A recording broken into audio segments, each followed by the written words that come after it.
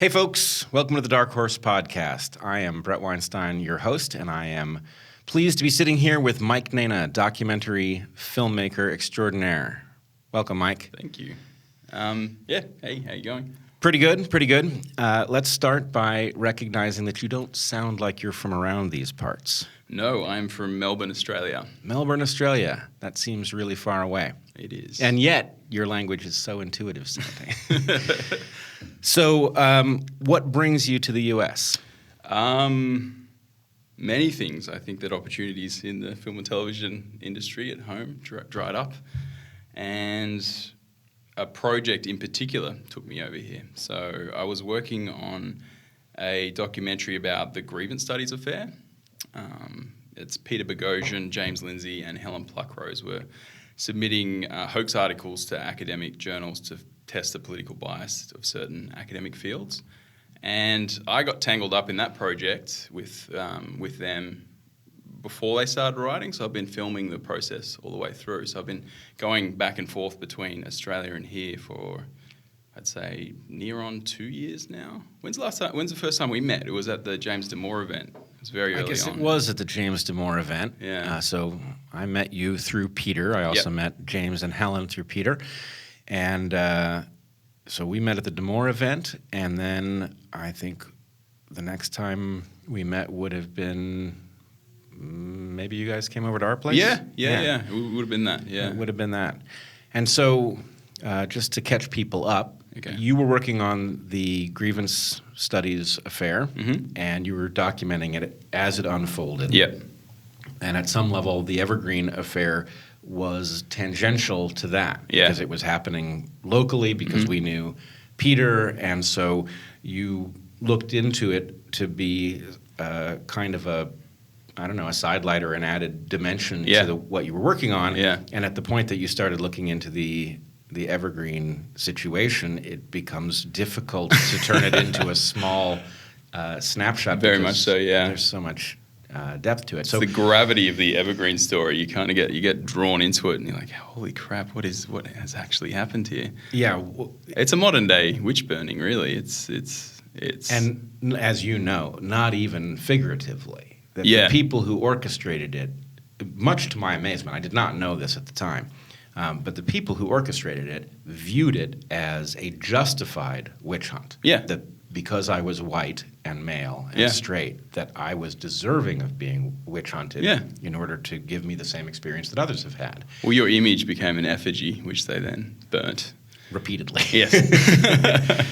All right. So you came to the Evergreen Affair at the point that you realized that it was its own story, and you made what I regard as an absolutely beautiful 3-part documentary, which people can find. I will link it in the description. And that documentary is a number of different things. I mean, I must say it's personally very meaningful to me at a number of different levels. There's a way in which it solved a problem that was inherent to where Heather and I had landed. And the problem was that our predicament was almost impossible to fathom from any normal position because it was so odd. And that created a kind of alienation because interacting with other people, they would say, oh, can you explain, what happened at Evergreen just briefly? And it was like, no, I can't quite. What's more, even if one attempts to describe it at length, describing it doesn't quite cut it. No. And so Benjamin Boyce had done a lot of work necessary for people to understand what happened. He unearthed a tremendous amount of stuff and put out a lot of it in very interesting form on his channel. Which was integral to my film as well. So, right, and then you picked up a lot of what he had unearthed and you put it in this very cinematic form. Yeah. And anyway, the net outgrowth of that was that things I thought nobody was ever really going to understand about what happened at Evergreen, things that I remember even in real time sitting there, the canoe meeting, for example. Yeah. Sitting in the canoe meeting, one of my thoughts was, what is going on here is jaw-dropping. There's no way to convey what is happening here to outsiders. And your films, they solved that problem because they did convey it. Yeah. And so that was a big weight off my shoulders. Well, that particular piece of footage was the reason why I sought you out, because we'd met, and I'd only loosely heard about the events at Evergreen. And then after meeting you, I went and did some homework and read the Washington Examiner piece that you guys had, and it linked to that piece of footage.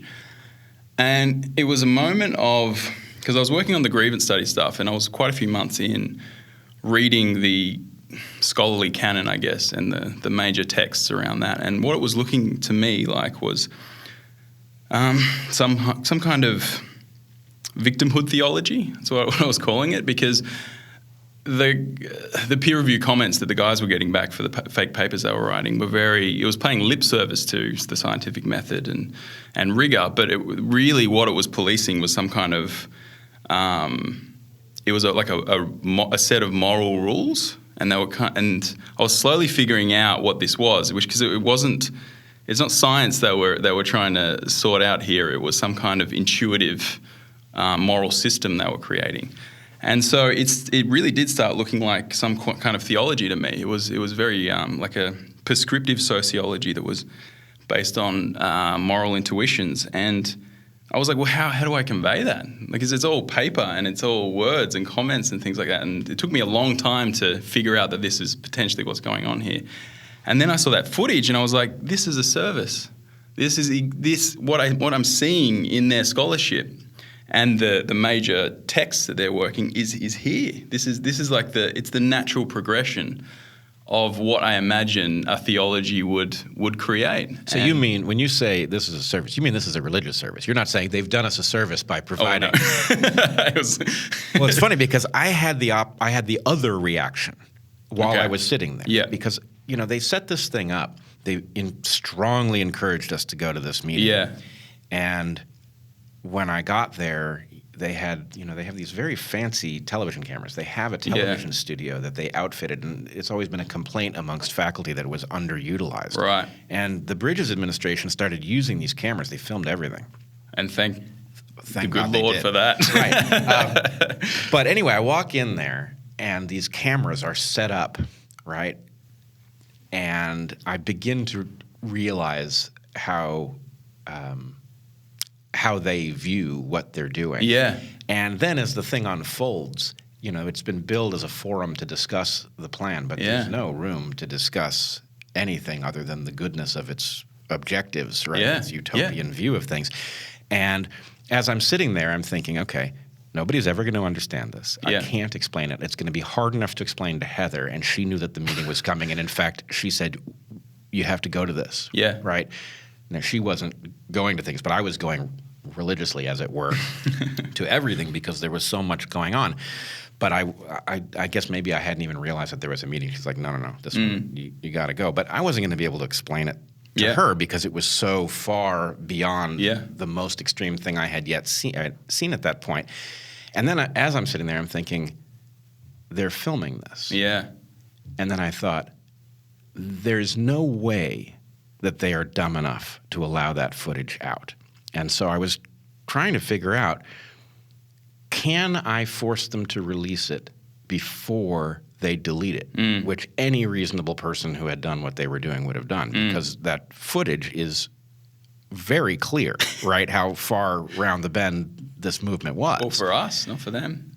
Exactly. So anyway, somewhere there's an email in which I emailed them after the event. Yeah. It was like, I do think the entire community, not everybody was present, I do think the entire community needs to see the footage of that meeting. When can we expect it? You know, trying to prompt them. Yeah. But they were proud of it, and they put it out, much to my surprise. Yeah.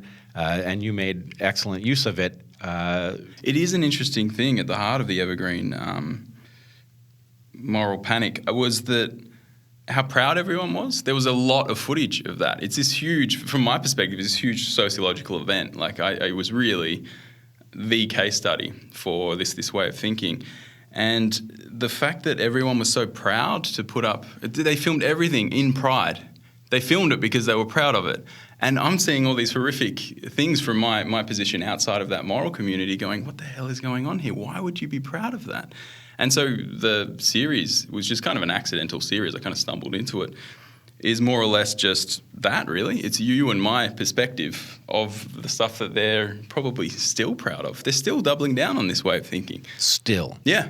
Even like as of this week, they are still doubling. I would love to sit down and watch that series next to George or a Nayna and just ask them questions. I really want to hang out with these guys. I agree. I think this is it may or may not be possible because they did figure out one thing right away, which was that every time they touched media outside of their little bubble, it did not play well. You can't get them. You can't get anyone. The amount of people I've tried to reach out to and talk about this stuff, as soon as they get a hint. I mean, it's a hostile media environment, so you can kind of, for everyone. So if someone wants to put a camera on you, you're looking for a friendly. But even so, look, I know you, I know me. Yeah. The fact is, I would give him a fair shot. And I think, I would love to, as we've talked about repeatedly, there are a lot of these concepts that have something true in them somewhere. Yeah. Right? And then they've been distorted so grotesquely that they become, the basis for a witch hunt. But there is a lot to talk about. And so anyway, it would be fascinating if they would interact. But they have this litmus test. Either you will sign up for these things, which are so far beyond the pale that no reasonable person will, or we won't talk to you. And that's just simply where it stands. But you're right, their pride and it's not just pride, their certitude that what they are doing is still correct. They've learned, the only thing they've learned is not to talk to people who will record them. Yeah.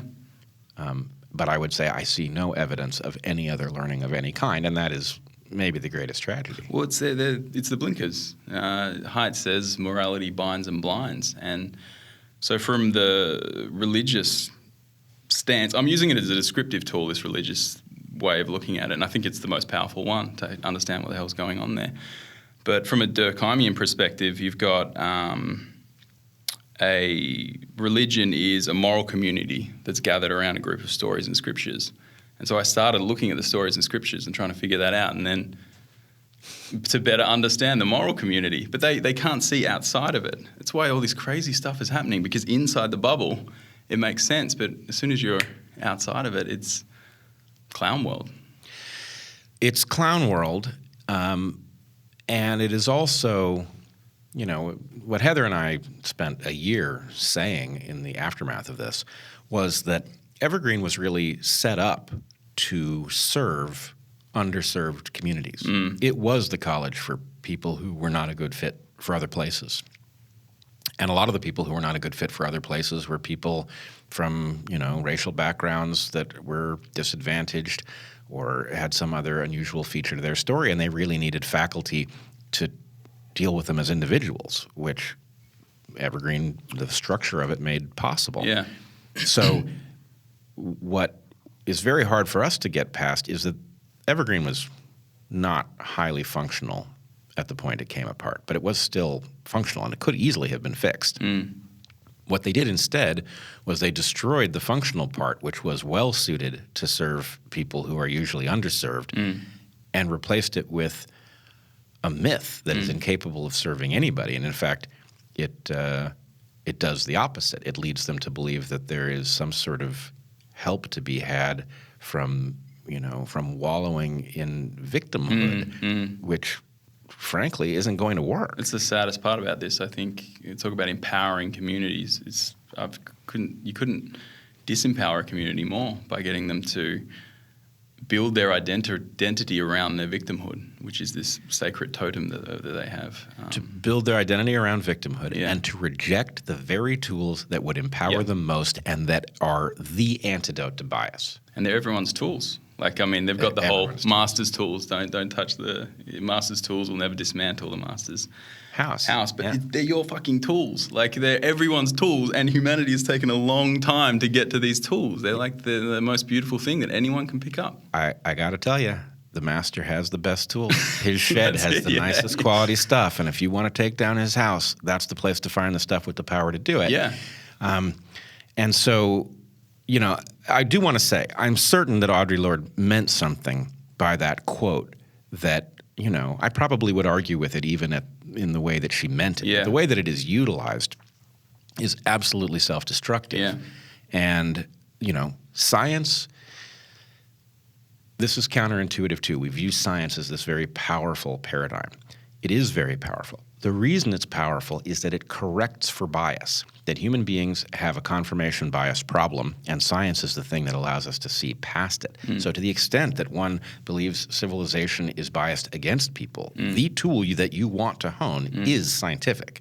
And so to attack science, to attack Enlightenment values, to attack the idea of merit, and then substitute in this religious view of who is deserving on the basis of what characteristics that they walked through the door with is just, it's the most ironic self-sabotage imaginable. But there is this sense that this is very, I think the original postmodernists are cool, I like them, and so they get a lot of flack for what's going on, but deep inside it is this sense that deep inside the Foucauldian view is that that there is science, right? But there's also the branding of science. So science gets kind of used as weapons for Absolutely the powerful. True. Yep. And so what's happened with this next iteration is they're going for actually the beautiful thing in the middle instead of the surrounding uses of science. So Foucault kind of laid down the blueprint of how knowledge works and how power works through that knowledge. And they have adopted that to create their own version of the worst part of that. Does that make sense to you? Mm-hmm. And so it is working insofar as that blueprint is true. Like I think that they're really these applied postmodernists, these people who came through the 90s are trying to take over our systems of knowledge production, and it's hitting up against reality and scientists because it's only true in certain aspects, like in the promotional kind of this big marketing campaign that they're creating. Well, they also don't appreciate, and I think almost nobody appreciates, how much stuff is functioning that depends on this other worldview. And so if you're very focused on what doesn't work in your world because, let's say you're black in the U.S. Black in the U.S. is a problem. Does it mean there are no successful blacks? No, but it is a problem, right? It's a predicament that has a long history that nobody alive today had anything to do with building. But if you're focused on that problem, and your point is, well, if we swap out the thing that empowered those who did this, then we'll be good. You don't realize that the electric grid, nuclear reactors, the thing that keeps us from being attacked by foreign powers, all of this is actually built on a scientific framework. Has that framework been misused? Regularly. And you should expect it to continue to be misused, right? What we want to do is minimize the level at which it's misused, but you can't prevent it. But when somebody like me, a scientist, says, no, the scientific method is about preventing bias, we're talking about the method. We're not talking about those who wear a lab coat are speaking the truth, right? That's preposterous. That's not scientific. So anyway. See, that conception of the person in the lab coat speaking the truth and him being full of shit, that is inside their way of thinking. And so they put on a lab coat, they put the PhD badge on, and then they speak so confidently. Like they speak so confidently about things they shouldn't be confident about because in their worldview, everyone else is speaking like that. And unfortunately, the scientific establishment has allowed some really low-quality stuff to be sanctioned for mundane economic reasons that have to do with the way universities are funded and all of that. But anyway, it's just life, right? Like it's just nothing's perfect. You're going to have some issues. Well, you can attack those issues. I think it could be a lot better. We could have we could declare a border between the market and science, and we could protect science as the important thing that it is. And we should do that. Yeah. Having not done that, there is a lot of garbagey stuff that gets dressed up in scientific clothing, and so it's not as if there's no point to be made. Yeah. But I agree, if your point is there is no science, it's all about power. It's like, well, no. Hang on, guys. Hang on. You might want to back off that one a little But bit. that's the thing. Like Foucault's like their Jesus, but he talks about this stuff. Yeah. He says that that there is such thing as functional power. He just wanted to figure out the blueprint of power. He had his own biases that he definitely put in there. Yeah. And he went too far. He's like this wild man. But what they've done from late 80s into the 90s is mind-boggling, what they've done with his ideas and the ideas of the postmodernists that were kind of kicking around at the time. Right, and we're now seeing it. We're living in the sins of Michel Foucault. Well, so for some of us, I will ask just out of courtesy, but I know for certain that you will be in the same camp. Yeah. Do you not have the experience of looking at some of the stuff that we are now apparently fighting about and thinking, if you'd asked me 5 years ago whether anybody was going to challenge the truth in, let's say, the fact that there's a difference between males and females and it's not perfectly arbitrary, I knew that there was like hints in that direction, but the idea that we would be fighting about whether or not a trans woman can compete against people who are born female in athletic competition, right? I would have said it's inconceivable. Entertain it, right? Like it's disorientating, and most people feel like that. Like I think the majority of people are like, "What the hell is going on? We're living in some strange like slip universe or something like that." But it has been operating like this very much from the 90s onward. So they've got 30 years of scholarship. Then Tumblr comes along and makes it super accessible, and it's spread. Like we're already kind of living in their what is it? Their kind of moral hegemony. Like my whole life has been in this milieu, the kind of victimhood mentality. But it very much collided with the internet, and all of a sudden, it's absolutely everywhere, and it's in its, I would say, purest form. It's in the form that they laid down inside their scholarship. Well, it'd be interesting. I'm not convinced that we have a full understanding of why the internet had the effect on it that it did, but it allows very fringe ideas that are held by isolated pockets to congeal into a hole that they otherwise would not, and it allows a kind of tactical growth where each one of these forays into the absurd learns a bit about what it cannot do, what arguments are feeble and which ones are forceful. And so it learns and is spreading in a way that is quite dangerous. Yeah. And, I mean, it's Darwinian, but it's selecting for emotion. And so this scholarship, it's navigating around these deep moral emotions. I mean, a Jung would call them like an archetypal type thing. Jonathan Haidt would call them, what are they, moral foundations. They're kind of revolving around, it's very much care-harm in the Jonathan Haidt way of looking at it. So they're revolving around, do you know how I said they weren't policing for anything scientific? It was more moral intuition. Yep. They're circling around these moral intuitions, and they've created it's reams and reams and reams of work around, just circling around these moral intuitions and policing this new worldview. And so you plug the internet into that, and it's something where we're already living in this world where social justice it's kind of our religion, really. Like it's the most gripping moral system that we have. There's Christianity, and it's kind of on the outskirts of the media entertainment system, and so it filled those plugs, right? It's a moral system that kind of moved across the internet because the internet selects for emotion. And then you've got things like the shooting videos. And my first film was about a video I took about a racist incident on a bus in Australia. And they're all exploding, becoming very viral because it's proof, it's worldview of this thing. But if you actually look at the stories behind these viral videos, it's a lot more complicated than that. It's not this kind of cartoon world that they've created that's based on these deep moral intuitions.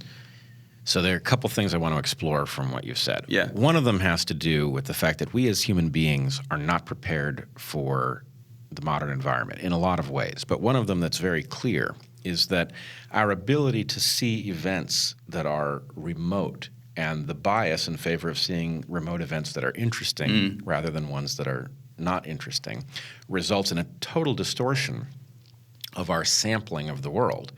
And so I remember as a kid, plane crashes were a regular topic of conversation. Why? Because every time a plane crashes, it ends up on the news.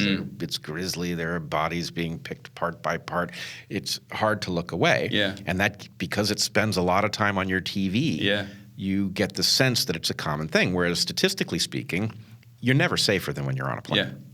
You know, even in the worst year, you're never safer than when you're on a plane. The most dangerous thing to you on a plane is that you have a heart attack there or a stroke and you can't get to the ground fast enough. But frankly, any time that you're in that plane, you're being protected from all the things that could happen to you on the ground, right?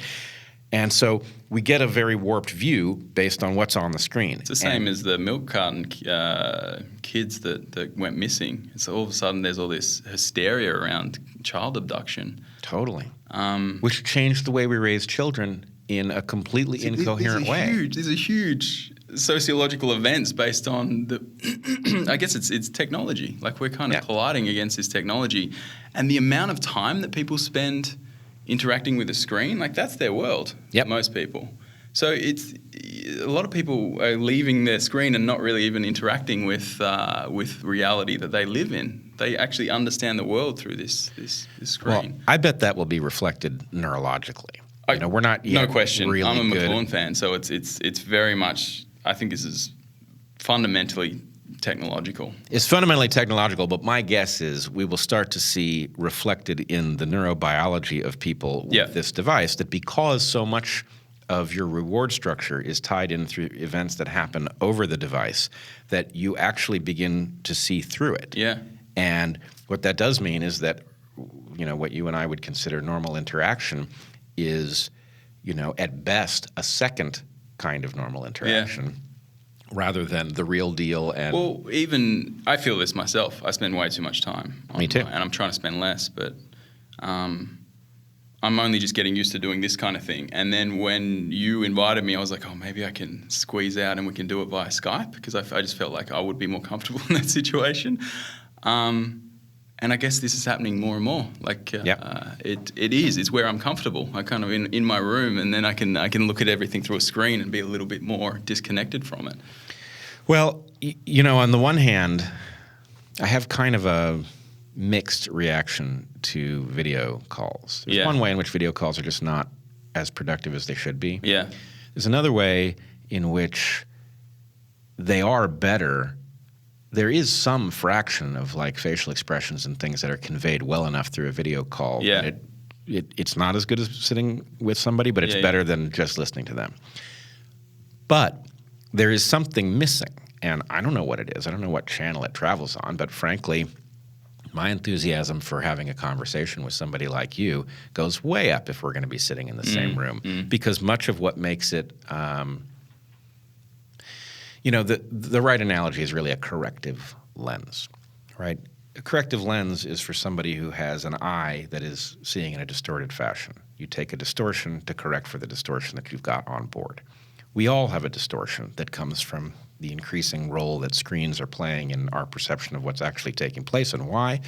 And there's another correction that comes from you and I sitting in person, it's not natural. We've got Yeah. devices here. Scary. We are talking Lights to everywhere. people asynchronously Yeah, out there who are not talking back, but we imagine what they might think about what we're saying. Yeah. Very unnatural. Yeah. On the other hand, the very fact that some part of this is natural, that you Yeah. and I are sitting in a physical room having the conversation, Yeah. corrects for part of it. And but even my feeling of it, there's a lot of inputs here that are making me a little more anxious than if they were through a screen. I've noticed that, so I spent a lot of time studying this stuff and just editing over the past year. And I was going outside less and less and less. And then it's like early onset agoraphobia or something like that. Like, I don't know what happened, but when I went outside, everything was louder and it was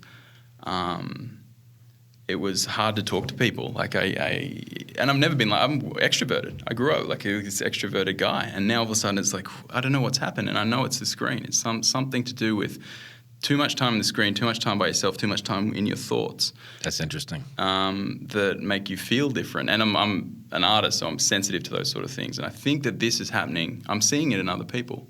I'm seeing it in a lot of people. They're retreating from the world and they're interacting with the world via a screen, and that is some kind of... So am I wrong? I'm not having this experience. I tend to be kind of introverted, and my life in the last, it's not even since Evergreen, from before that, has forced me into, I'm sort of a secondary extrovert where I've had to get used to it, and I have now. But it was unnatural to me at first. So I'm in motion in the other direction. Yeah. But I'm imagining, based on what you're saying, that there's a feeling of like nakedness when you're in person that is like, behind the screen is like properly clothed. You're not revealing anything, which is really, I don't want to overreact to it, but it's a little bit tragic that human beings, are feeling jeopardized by the presence of other human beings in their physical space. Like, oh no. Particularly millennials, right? I'm a millennial, and even the generation under, it is strange. They were, there's this thing going around. Like, memes are really good. The memes that go out, they kind of give you an insight into how the generation is feeling. And there's several like kind of class of memes about the intrusion of a phone call. Yeah. And a phone call is a massive intrusion. It's just like, no, text me. Don't call me. And it really is. It's an insight into where all our brains are at. So there's something physiological happening because of the technology we're surrounding ourselves with. So I wonder, now that you mention it, I am not a millennial. I'm a Gen X. Yeah. That's not a boomer. All right, Gen X. What is it? Okay. That's better. That's better. X. Okay, X. Yeah, no, I like that. So when I grew up, when my earliest memories, a phone was an object that was plugged into the wall, and a cordless phone was kind of a thing. Yeah. I remember that being like most phones were actually just physically plugged in. And then I remember cell phones. I didn't get one for the longest time. It didn't occur to me that I needed one. And then suddenly they became ubiquitous, and it was like, you're just handicapped not to have it. But I wonder if the key reason that people who are young, millennial and younger, might be having some of the experience you're describing is that asynchronous communication allows a lot of room for posturing, for figuring out how something is going to land and delivering it in a way that you feel like, that one's ready for the world. We become an actor, right? Actors are cool because their lines are written for them. But if you have the time to script your communication, then all of a sudden you're cooler than you would be, Right.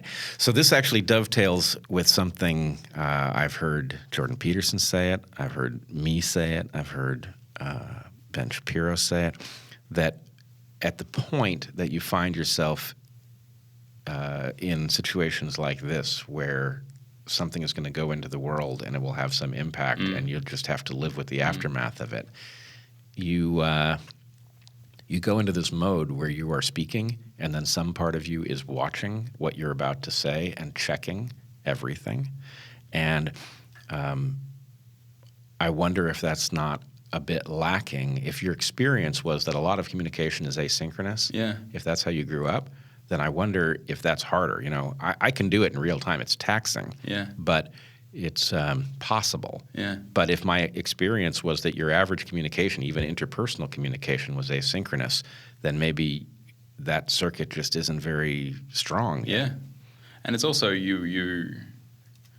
I mean, part of the being so judgmental about everything everyone says is because they've had time to think about it. Like, people used to shoot off the hip and say whatever they want, and it was okay. It was okay to make mistakes.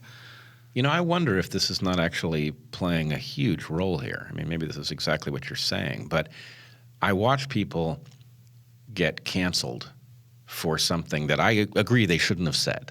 Right?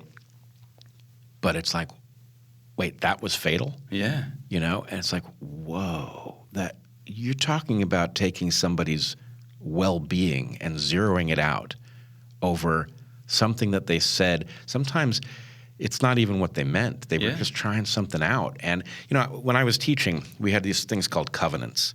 Students and professors would agree at the beginning of a course what the rules were, right?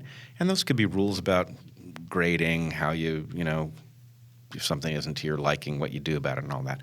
But I used to include in that everybody has the right to take back what they've said and restate it. You can say, that wasn't what I meant, or it was what I meant, but I no longer think that. Everybody has that right, and you should speak knowing that you have that right, and you should treat everybody else as if they have it. Being human. Right. It's normal.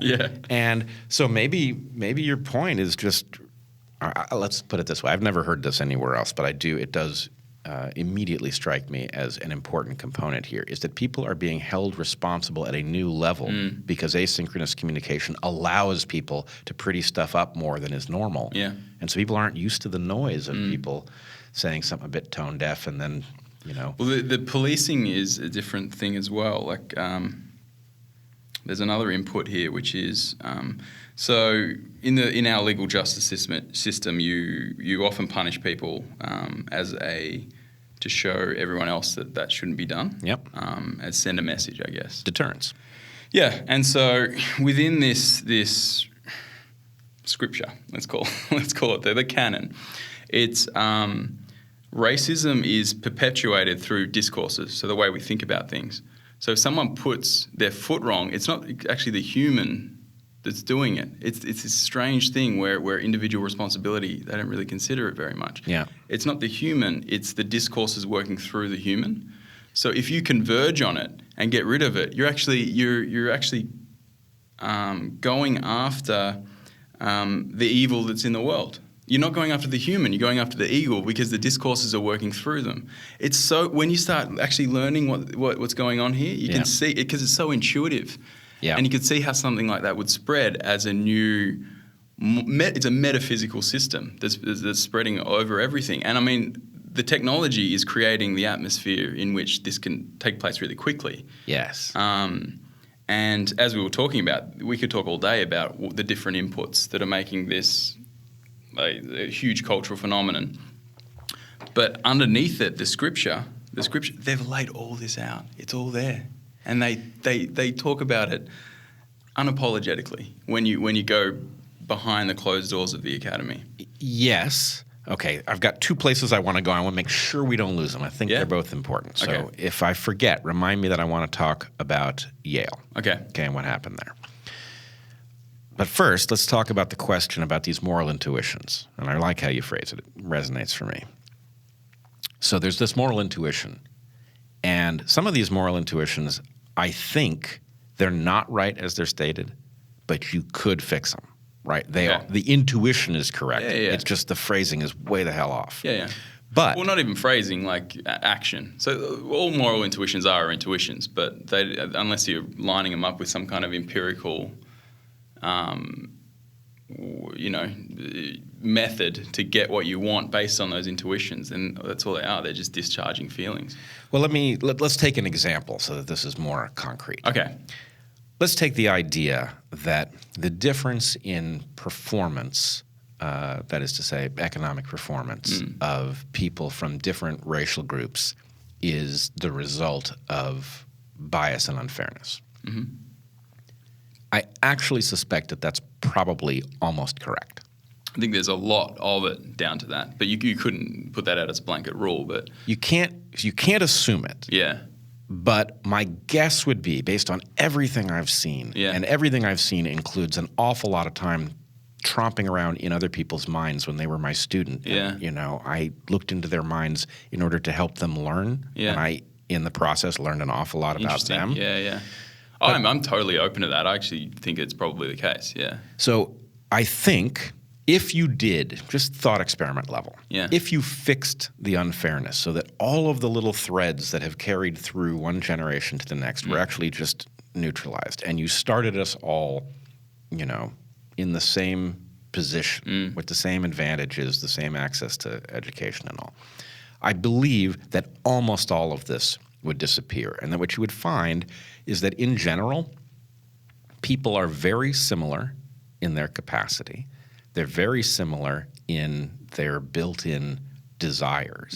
And that basically these massive differences that we find in preference for activities and things is all, some of it's arbitrary, Yeah. but it's based on the fact that we've traveled different paths and had different opportunities. And so anyway, the problem is you cannot project that onto the system. As I say, you can't take it as an assumption. Yeah. Right? There could be differences, Yeah. and they might matter. My intuition is that they don't matter very much.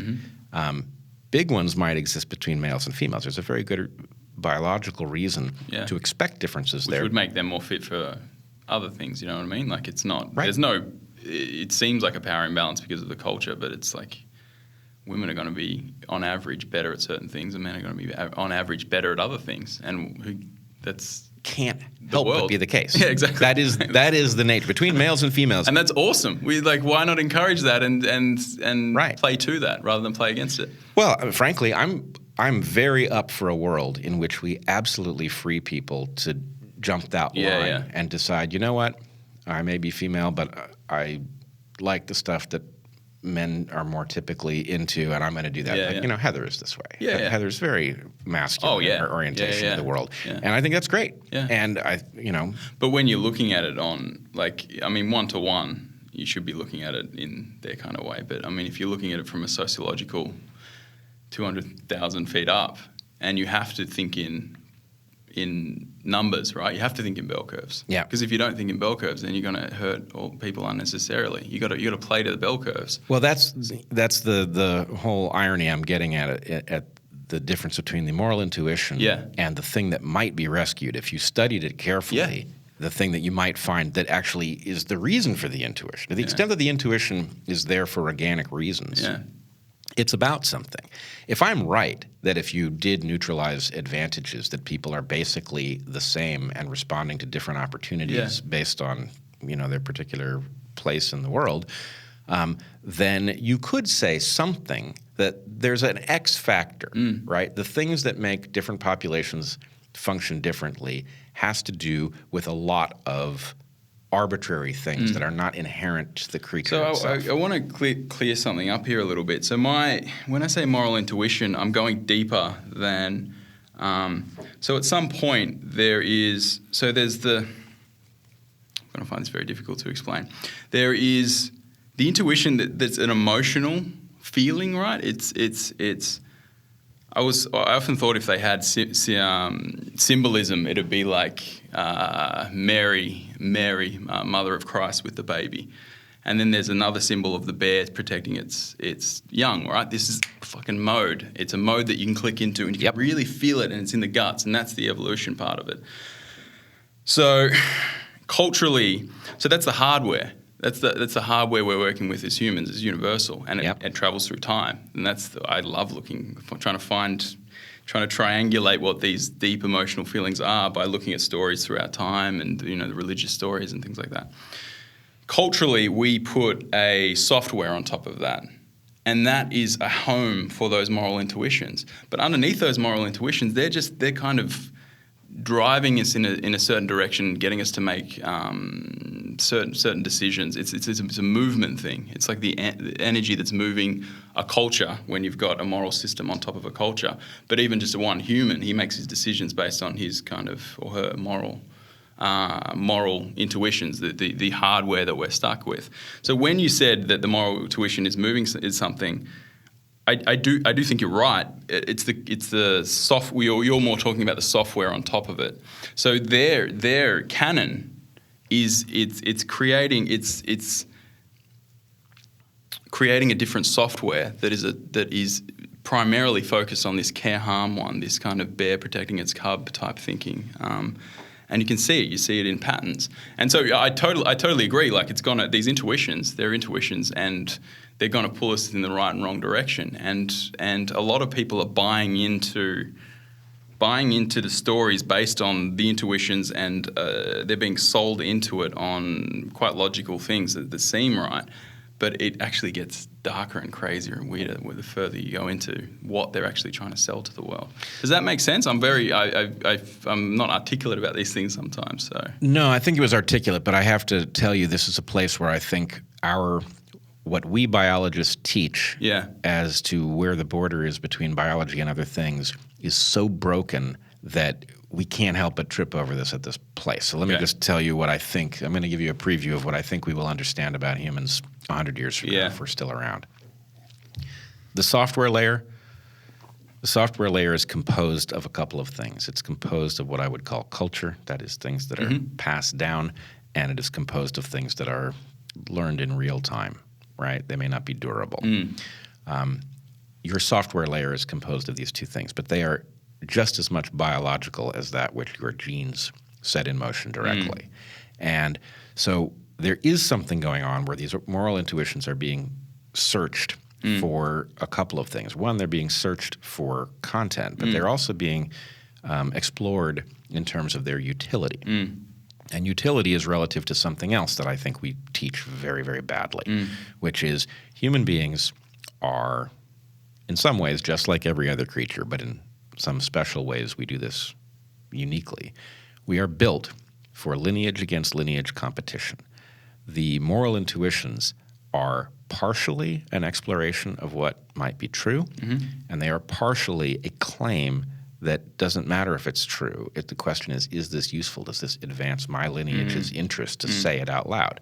And so this is very confusing because it's a factual claim, right? The fact that there are not equal numbers of men and women in the ranks of programmers at Google, and that necessarily implies that there is some sort of discrimination taking place, that's a claim. It's a false claim. Is there discrimination? I don't know. But the idea that it has to be there because there's a difference in the numbers, that's a false claim. We know that. But it doesn't mean it's not an effective claim. And so anyway, we're seeing a mixture of this sort of empirical claim and the strategic claim that are indistinguishable from each other. Yeah. And it makes it very confusing to confront it because you don't know how to take it apart. Yeah. But one thing, if we can just finish out the thread about the moral intuitions and whether or not they actually line up with something that would be real if we studied it carefully. The thing that I find so frightening is that the way in which biases of the past or arbitrary differences in starting point have altered the fate of modern people are so complex that you cannot just come at them painting with a broad brush, right? Lots of this stuff may be unfair and have nothing to do with discrimination, right? Guns, Germs, and Steel, great example. The whole book is about kinds of unfairness that have nothing to do with discrimination. Yeah. They may result in discrimination, but they don't start there. They're basically, did you have goats in your environment or didn't you? Yeah. And so anyway, it's a very difficult topic, and the moral intuition might lead you to study it, but what they're doing is sabotaging the means by which you would study it and figure out, is there a basis to the claim that we can read the degree of unfairness in the difference in outcomes? And that's why I'm calling it a theology. Yeah, it's a faith. Because it's a faith. Because they're feeling it out. That's why they've moved so far away into this strange, the kids are calling it clown world now. Because usually these moral intuitions are grounded inside the academy should be grounded by some empirical evidence or general rigor, you know what I mean? Yeah. Or at least advancing they could be advancing the Western canon, but they've decided to create their own canon, shake the Etch-a-Sketch on everything we've learnt beforehand. Beautiful phrase, by the way. Yeah, they hit reset. Yeah. And then they've started from the late 80s and started again. But it's not scientific. No. So they've diverged into this strange area of theology, and it's a startup religion. It's the 30-year-old religion they've created. It's a 30-year-old religion, and no 30-year-old religion is wise. We've tried it a few times before, and we've seen it. A lot of people die. Yeah. Yeah. All right, so now let's pick up the Yale thread, because I think these two things converge. I'd be interested to hear what you got in here. So there's a thing that I've heard routinely, and we've seen it a lot of different places, but Yale with the Christakises was particularly clear, right? You watch these people chastising Nicholas Christakis in the courtyard there, and this is easy for you and me to interpret because we now that was an early version of it, but we've now seen enough of these instances that it's just it's that same tragic thing unfolding. But what you hear as a critique is these people who are chastising Nicholas are among the most privileged people anywhere, right? How is it that they are not recognizing that they are at Yale? Yeah. But I actually think this critique is wrong. And here's why. Because we are built for lineage against lineage competition, if you are a member of a lineage that has faced a particular obstacle, an unfair obstacle, and then you, as a member of that lineage, have found yourself in a privileged position. Yeah. It is actually, I think, quite natural for you to speak on behalf of the lineage that is still lagging. Yeah. And so I think it's very confusing when you see it on a screen, because what you see is an individual who clearly has a ton of privilege acting as an oppressed individual. It's like an identity 404. It's like they're taking on the identity that they think they should have. It's a cartoon version of their identity. Well, but I'm not speaking on behalf of their people. They're speaking on their behalf, their personal behalf. I hate to impose this on them. Yeah, we can't do that. I think they're a little bit confused about what is...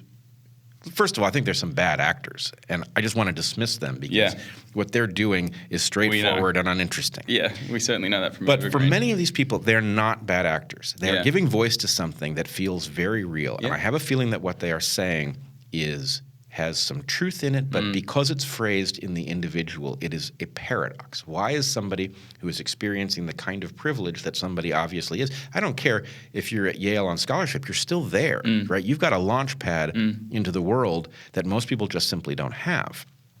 But if you are internally in some way that you cannot understand or explain, a representative of a lineage that is actually lagging for reasons that do have a lot to do with history and unfairness, then giving voice to that at the moment that you arrive in a place of privilege is not false. But it would need to be explained so that you don't find yourself chastising Nicholas Christakis, who is not involved in oppression, as if he were, and speaking from a position of being oppressed, which you aren't. So why is it so confused, do you think? Because the thing is that there are intuitions that are legitimate there, and we can both agree that they're acting on some intuition where there is a level of legitimacy to it.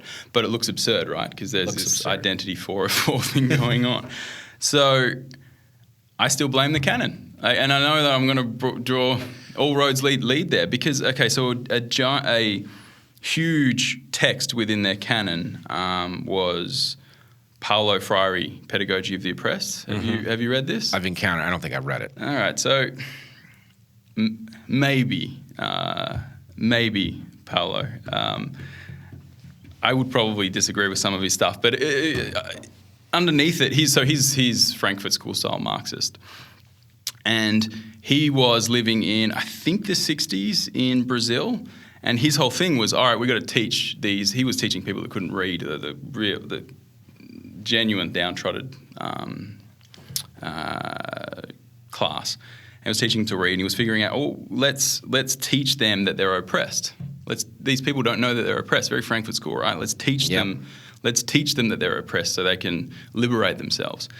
Maybe, maybe in Brazil in the 60s. Maybe I'm still fuck off. Let these people make best of their own situations. But fast forward to the applied postmodernists, and you've got Bell Hooks, who is Nayna Lowe's go-to guru, and all these. So she's written Teaching to Transgress. That's why I named the second one Teaching to Transgress. So, I mean, you read it and you're like, oh, I kind of get it. It's like a bit of a. Have you seen that film Dangerous Minds? It's like a Dangerous Minds fantasy, like creating a little lovey, culty kind of thing with your class and really getting in with them. It's 101 to create a cult, really. And so she's sprinkled all this postmodern bullshit on it, and then it's all of a sudden she's bringing the same energy that Paulo did to Brazil in the 60s to Ivy League. And so all of a sudden, these people are being taught that they're oppressed, and they're being taught in such a like these people are pretending that they are their heroes who lived in different times, different geographies, right? And they're being taught with the same passionate, with the same kind of zeal. The truth is simple, and if you follow this path, it results in this amazingly better result. Yeah. And it's unfair. But think about how many things you actually have to tweak. You need postmodernism to be able to feel like that in our current situation. So think about how many things these students need. They need to tweak in these students to get buy-in. And then all of a sudden you get them discharging this emotion that feels like from us there is something true there. There is something true. But it looks absurd because they've bought into this. It's very selfish as well, I think, because these people are living out their favourite civil rights heroes in a time where you don't do it, it's not warranted to that degree. Right. Oh, I think it is selfish in more than one way, that in effect, basically, people who don't know how to question these positive-sounding syllogisms find themselves as pawns of a movement that not only does it not really care about their well-being in the end, it has no plan for how to take care of them. And so, you get a bunch of college students to revolt against their institution and to reject science, and then what are they going to do? I call it king of the rubble thinking. They're going to be kings of the rubble. Kings. It's hard to advance within this system. Let's turn it into rubble and we'll be the kings. Little do they know, they're very sensitive, so I'm going to be okay if it turns to violence on the streets. No, I think this is exactly what's going to happen. And actually, I think there's a trajectory that inside of the university system, you either have the ability to do science or you do not. Yeah. If you do not have the ability to do science inside of the university system, it will move out of the university system and it will become something else. Yeah. At which point you will have universities that don't have that thing. I don't think they're viable. I think they will collapse. And so the point is to turn your university upside down and reject the science is to cause the thing that maybe does offer you the possibility of pulling yourself up by your bootstraps or the equivalent and wrecking it. And King of the Rebel is about. And it's also it's the goal of the university. I mean, Jonathan Haidt talks about this. He figured this stuff out quite well on from a slightly different angle to what I'm looking at it. But the Talos thing. Have you heard his Talos thing? So the Talos of the university. It used to be about truth. Oh, and now it's about social. And now it's about change. And that's what it is. It's like it's the function of the university has been hijacked. It has been hijacked.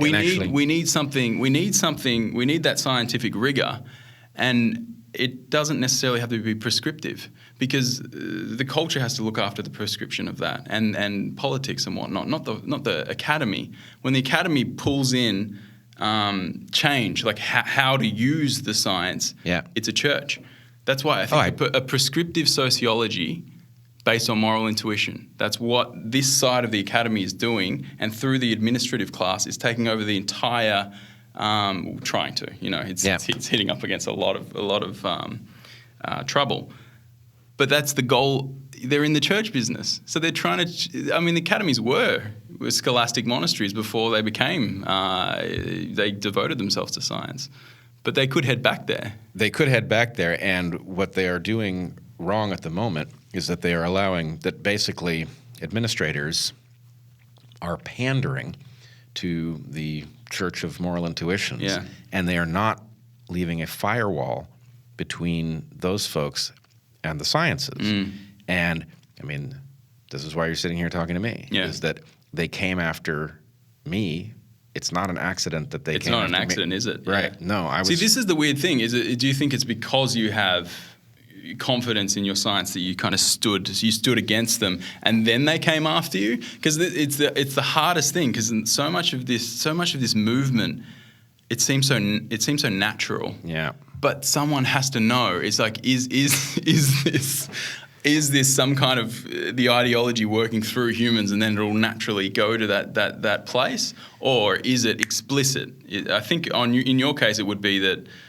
I mean, your personality, right? Like if you know something and someone comes after, you're going to go against them, and that's oil and water, I guess. Yeah, although, I mean, I think your question has a precise answer. I don't know it precisely, but I do have a sense of what it is.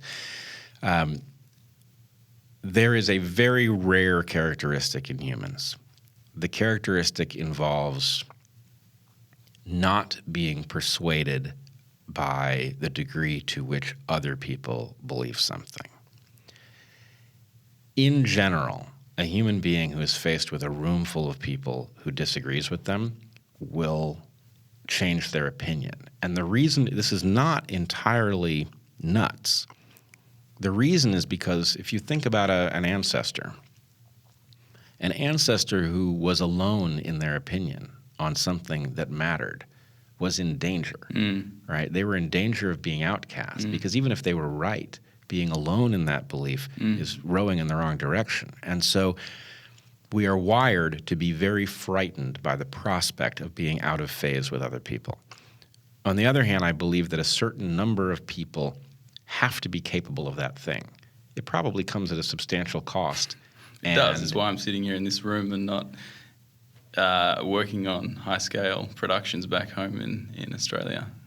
Right. That thing, right? It's a high cost. It's a high cost. I often think of it as a disability, like not being able to naturally go into the room and then just become one of the other people. Like it's you find yourself on the outskirts of a lot of projects, a lot of institutions and things like that. Like sometimes I look at the people who can just be. Yeah. And it's like, it's magic. I wish I've got this weird disability that makes me. It's funny. I have no desire to be on the other side. No, you don't. I was going to hypothesize that you have exactly the same thing. I think the place where we differ is there's some part of you that feels like that would be easier, and my feeling is I can't imagine what the point. You got a few more years under your belt, and maybe you've got your brother and stuff. So I find my little tribes. I got my tribes. Yeah. Well, I mean, this is true.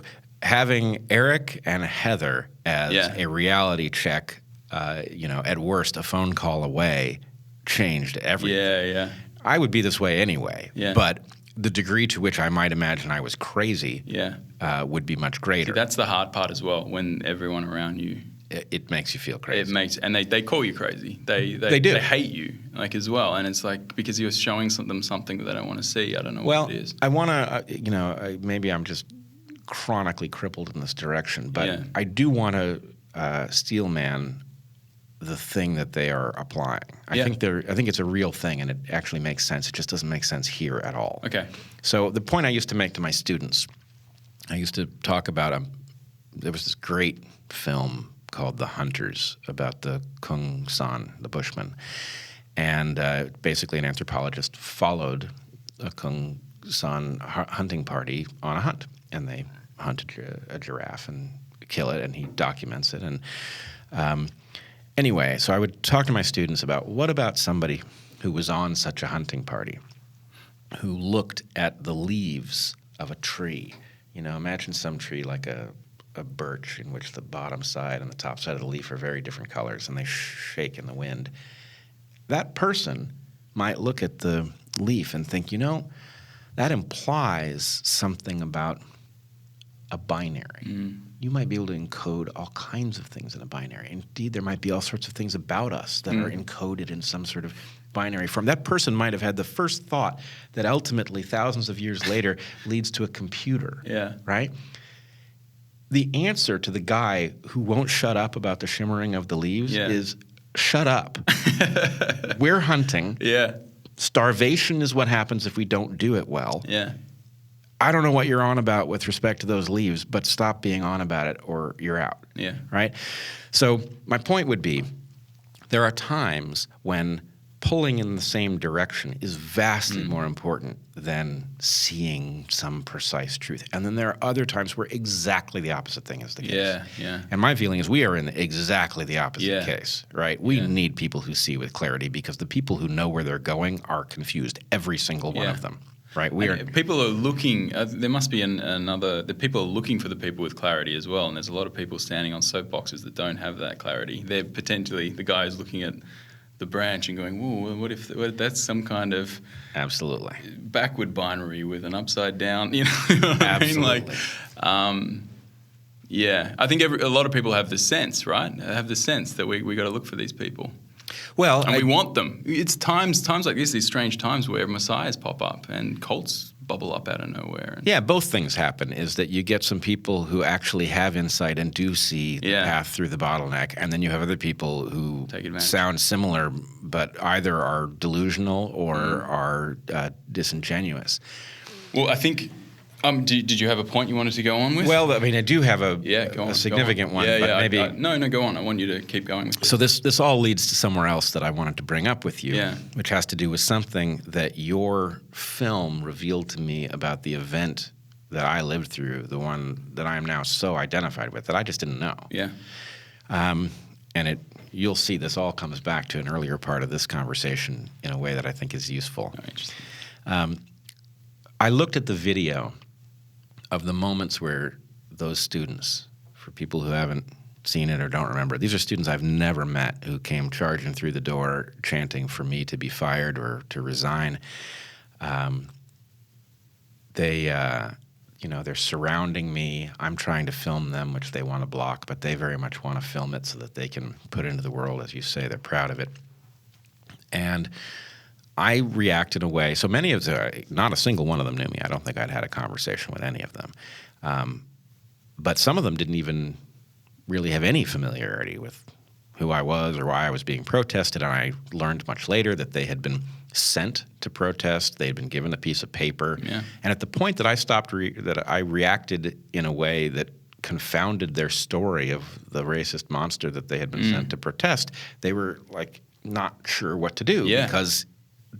The wheels are in motion. Right. The wheels are like, what is this? What would I do? Yeah. Right. So there's a point in the video where, very tragically, from my perspective, they go from actually interacting with me to just chanting what's on the paper.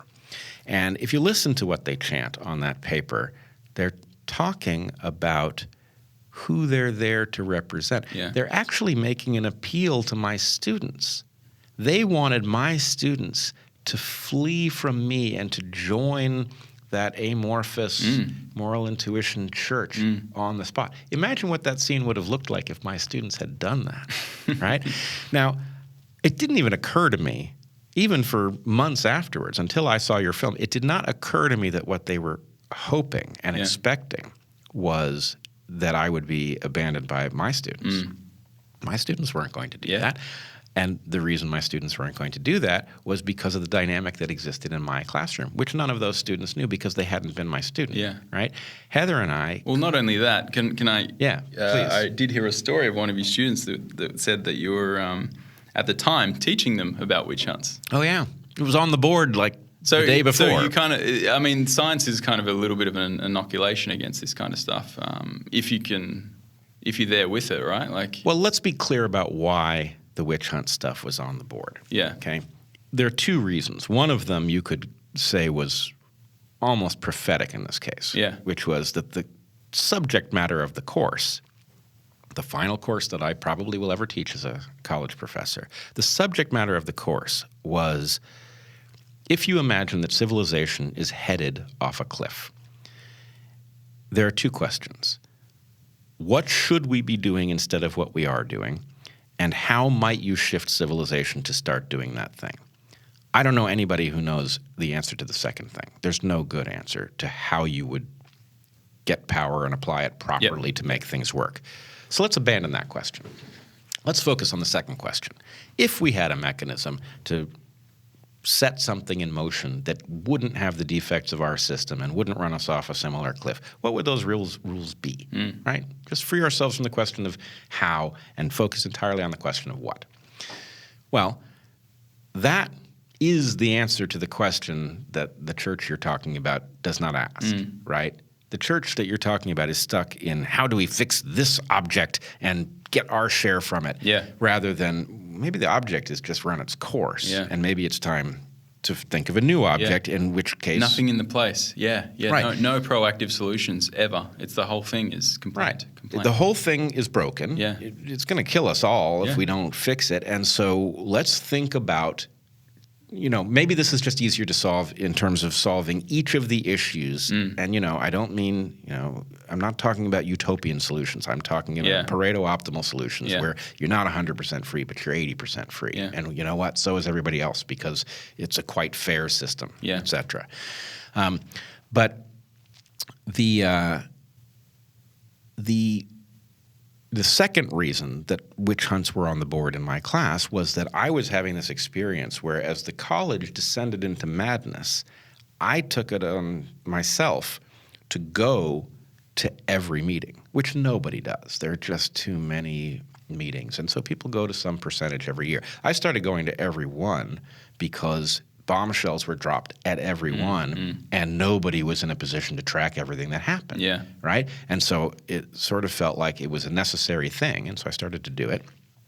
And what that meant was that part of my mind was beginning to see the entire picture of what was happening to this institution, and I was becoming a target because I was the person who, anytime they left an opportunity to raise your hand and say, hey, this is not such a good idea, my hand went up. And so anyway, as I was being accused of more and more preposterous stuff by colleagues, who shouldn't be accusing me of anything, I'm doing my job. I'm raising my hand and asking questions about what we're doing, As that was unfolding, it began to become clear that I was going to become the scapegoat. And so anyway, imagine that that's all true, and imagine a college in which the good professors have very close relationships with their classes, where I am not just some abstraction to them, but I come in, and to the extent that I'm preoccupied by the fact that my colleagues are going insane around me, there's no honest way not to have some sort of interaction with them and say, look, here's what's throwing me. I'm watching crazy stuff unfold in the college, and I don't know what to do about it. So, they had some sense of something that they couldn't see over in faculty space going bonkers, and then it emerges through the door. However, here's the tough part. There was a nasty accusation that was periodically leveled at Heather and me while we were teaching. It was that the community of very committed students who circulated between our classes and who became very energized about evolutionary biology, that was a cult. Oh, interesting. Right? And it wasn't. And, sometimes students would bring this up, like they're people who would challenge them. Oh, you're part of the cult of Bret and Heather. Can I interject there for a second? Because I think Evergreen it had a beautiful structure, but it also had the most dangerous structure you can have. Bingo. Because universities, when you're introducing people to knowledge, it's like one step out from a cult, really. Like it just depends on what you want to do with that, and then to be put with students for that long a period of time. You guys going away with them. Nayna was doing projects with them outside of the class, and there's this bond that gets created. So Evergreen is probably a series of cults, right? Like knowledge cults. Some are good, some are bad. I would totally phrase this a different way. I don't think you're wrong. I just think the labels are confusing. Yeah. What it is that cult is the pathological version of something that I'm not exactly sure what the name is. Yeah. Right? Yeah. So... Oh, do you know what it is? What? So I have been thinking about this. So you would have brought people in not too dissimilar, very dissimilar fashion, but it's here's some knowledge. It does excellent things for us. You can learn it too and then go out in the world and do what you want with it. Yeah. Whereas a Nayna teaching to transgress, or this kind of milieu, is we have the solutions. We know what we want you to think, and we will instruct you, and then you go out in the world and be just like us. So it's this. So you're absolutely right that a university, a functional one, is a series of things that have some of the components of a cult. Yeah. The real deep question is, do the people at the head of the room, are they honorable and do they know something? In which case, using that power that's there can be liberating for students. Or are they self-interested or confused in a way that they will mislead these people into self-harm? Yes.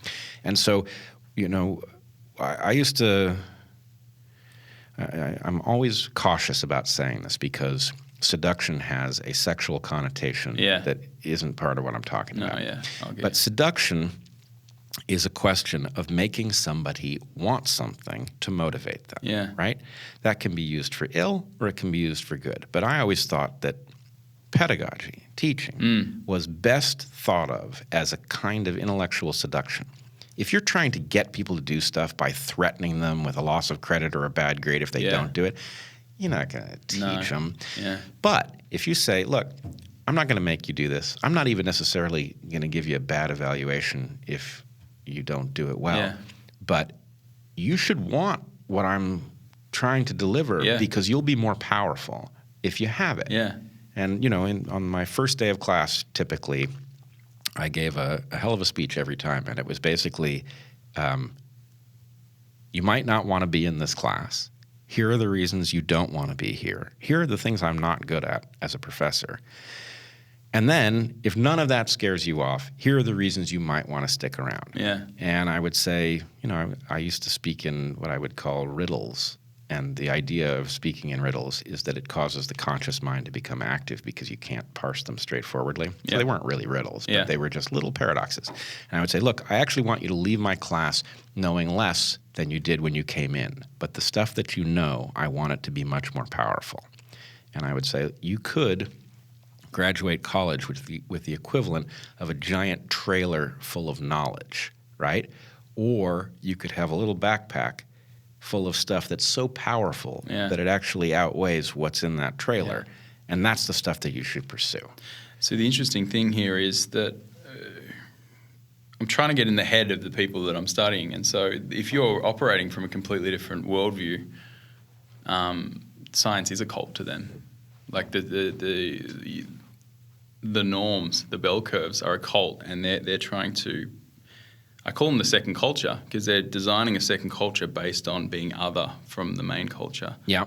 And this seduction you talk about, it's everywhere. If you get a camera in any one of these rooms, it's this big emotional. It's the seduction, but the content is. The content's nowhere. Yeah. But it is somewhere. It's a cohesive worldview, based on offense-based rules.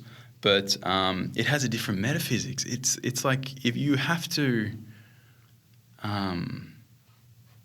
in order to buy in, you have to shake the edges, get some Western civilization. So there's this queering thing. There's all these strange things they do that replicate what you would go through. You're reborn into it, right? Like you leave your family, you leave the world of norms, and then you're reborn into this new.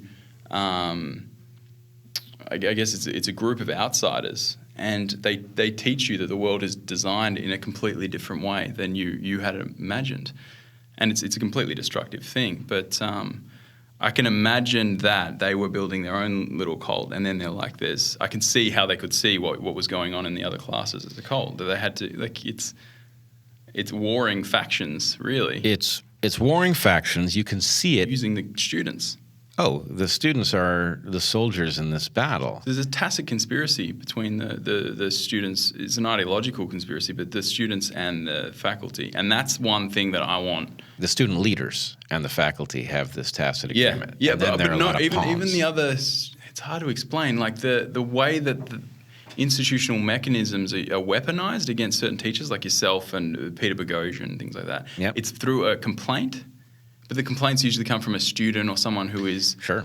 But then all of a sudden the institutional mechanism kicks into place, and it uses that complaint to then oust the problematic person. But it's problematic usually from an ideological perspective, not like these are minor complaints. These are very, very minor complaints that a lot of people are getting kicked out of their universities for.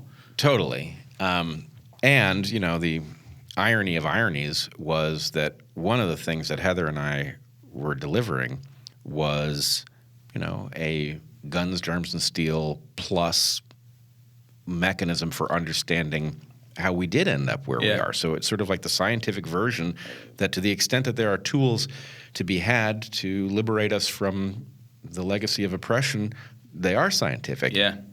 And so, yes, the phony version had to come after the real version because the real version was very inconvenient. Just as any place where a person of color at Evergreen said they didn't feel oppressed resulted in an allergic reaction. These are the last ones. Last ones. Exactly. Yeah. Exactly. So you were on a path there. So they the students that came to you were told that you were having a cult. So you were halfway through that story. So I think the question is, what is the version where the dynamics, it wasn't a cult. This thing that Heather and I were doing wasn't remotely a cult. Yeah. What we would say to our own students when they would report to us that somebody had accused them of this, they would say, a bunch of people said I was in the cult of Bret and Heather.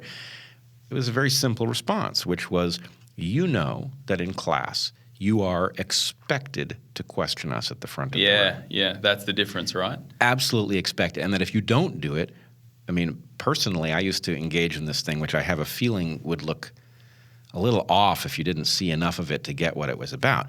But if I got the sense that a student was telling me what they thought I wanted to hear rather than what they would believe, I would use that and I would lead them out onto a branch, by signaling what I wanted them to say. And then I would cut the branch off behind them. Look at what we're talking about here, the responsibility that you have as a teacher. Yeah. Then it's actually very delicate and could potentially be taken. Like, think about how that responsibility can be taken. Oh my God! And then look at the ed schools. This is exactly it. Frankly, it's a fucking sacred responsibility. It really is. It's a sacred responsibility, Yeah. And anybody who either doesn't know what they're talking about, or isn't well-intentioned enough to wield that thing carefully is a huge hazard to the people in their classes.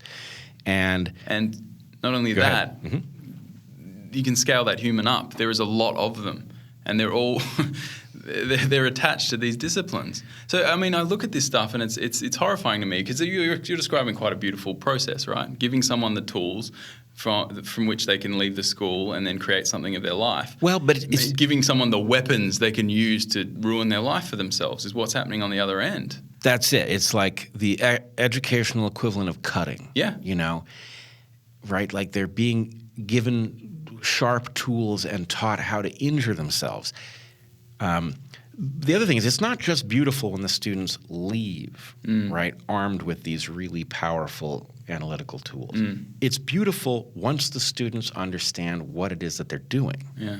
Right? So this was the thing. The reason that Heather and my students got accused of being in a cult was that they came back from class very energized by what we were talking about. They didn't necessarily agree. Yeah. They wanted to talk about it outside of class. It had a life of its own. I felt that around. We've hung out a couple of times, and I felt that around you and Heather. You see some magic. I haven't said that to Heather. You guys see some magic. I want to see what you see. Oh. It just comes. When someone loves something, it comes out of them, right? Well, and it's such a joy. Yeah. Here's the thing. Once I got good at it, I was there for 14 years. Yeah. Right? At first, I was like being thrown into the deep end. Yeah. Literally what happened to me was they needed a teacher. And they called up Heather, and they were like, "Can your husband teach? Does he know anything?" Yeah. I was like, "Definitely." Yeah. And then she looked at me and we're like, "Well, we'll find out," But they And look at where you ended up. Right. So they literally said, write a course description for us to put in the course catalog. And I wrote the craziest thing I could come up with. I wrote what I wanted exactly to think what about. you wanted to do, and it was a course called Adaptation, Evolution of Organisms, Mechanisms, and Ideas. Yeah. And the idea was that these three things evolve in a parallel but not identical way. Yeah. let's explore that. And I wrote, an abstract to this thing. And it was just like, I know they're going to reject this, but maybe they'll let me use it as a starting point. And they were like, good, do it. Yeah. Right. And then I had a bunch of students walk through the door, and they were ready to play. Yeah. This was a good class, Awesome. right? Something about that description caused the right people to show up in the room. Yeah. And then it was just like so much fun to walk in and see how far we could move in a 3-hour period or whatever. But anyway, after 14 years of this became quite efficient, right? It was a question of there was a landscape. We need to explore it. There's actually not an order that we have to explore it in. It's not a linear presentation the way you might do chemistry or something. It was more like walking into a forest with students and saying, let's go look at this over here. Here's what these cicadas are doing. So anyway, that thing, once you get a community of people who, there's always somebody in the room who's ready to play, back and forth with the professor. You say something paradoxical, they say, but what about this? And you say, but what about that? And then once the others in the room begin to get the idea, that they are safe, that they can explore, that it doesn't fall apart, that if they're wrong publicly, it's not a disaster, that they end up looking smart in the end because they do come up with stuff that's novel. Sometimes they come up with stuff the professor doesn't even know, right? It's sort of addictive. And anyway, that thing unfolding inside the classroom was very threatening to the things unfolding in other classrooms. It's so complex what happened there. It's the gravity of the Evergreen story because it speaks about so many different things. Yeah, and there's so many different threads, and I can see on Benjamin Boyce. He's what is it? 2 years down the track now. He's still talking about it and untangling it, and there's something about what happened there. There's the layers that are in there. Well, it's still going, right? Like there's some. So there's that Coming Together series that I looked into and thought this is like clearly an insight into what the hell's going on here. They've doubled down on that. They're doing another. I don't know if you saw the footage recently, but another Coming Together, tearing apart series. I don't understand how their convictions grow stronger as the evidence that they are on the wrong track also grows stronger. Yeah, who knows? That's the hard part. Is at what point do you get shaken out of that moral community? Yeah, it's stunning. I mean, it's also worrying. I think there's something particularly strange about the Washington area because I think that Puget Sound, there's a lot of roads lead back there from within the scholarship and all these strange things that I see. So I think that there's something particularly skewed within this Washington area that Evergreen is. Do you have any insights into that? It's pure observation, and I'm wondering if these dots connect in some strange way. Well, it'd be very interesting if they were. You raise the issue of the schools of ed, which Lyle Asher, who's here in Portland this week, has been talking about. So we should explore that. I don't know if that's connected to what you're saying. What is it that you see in the Puget Sound area? I mean, the tenants that they were talking about at the start of several meetings because I'm monitoring this through anything I can, YouTube videos, scholarship, some writings, and what is it? Race and Pedagogy. They have conferences there. D'Angelo's a big player there, and a lot. It seems as though there's another militant Antifa person that was teaching there. There's been 3 or 4 other things where I've just seen the logo on something like insane that I've read. I've gone, well, this is too insane. Because usually they have to sell it, right? They have to sell. There's this insane version of it. Yeah. But they still have to sell it within to make it work within the academic university structure.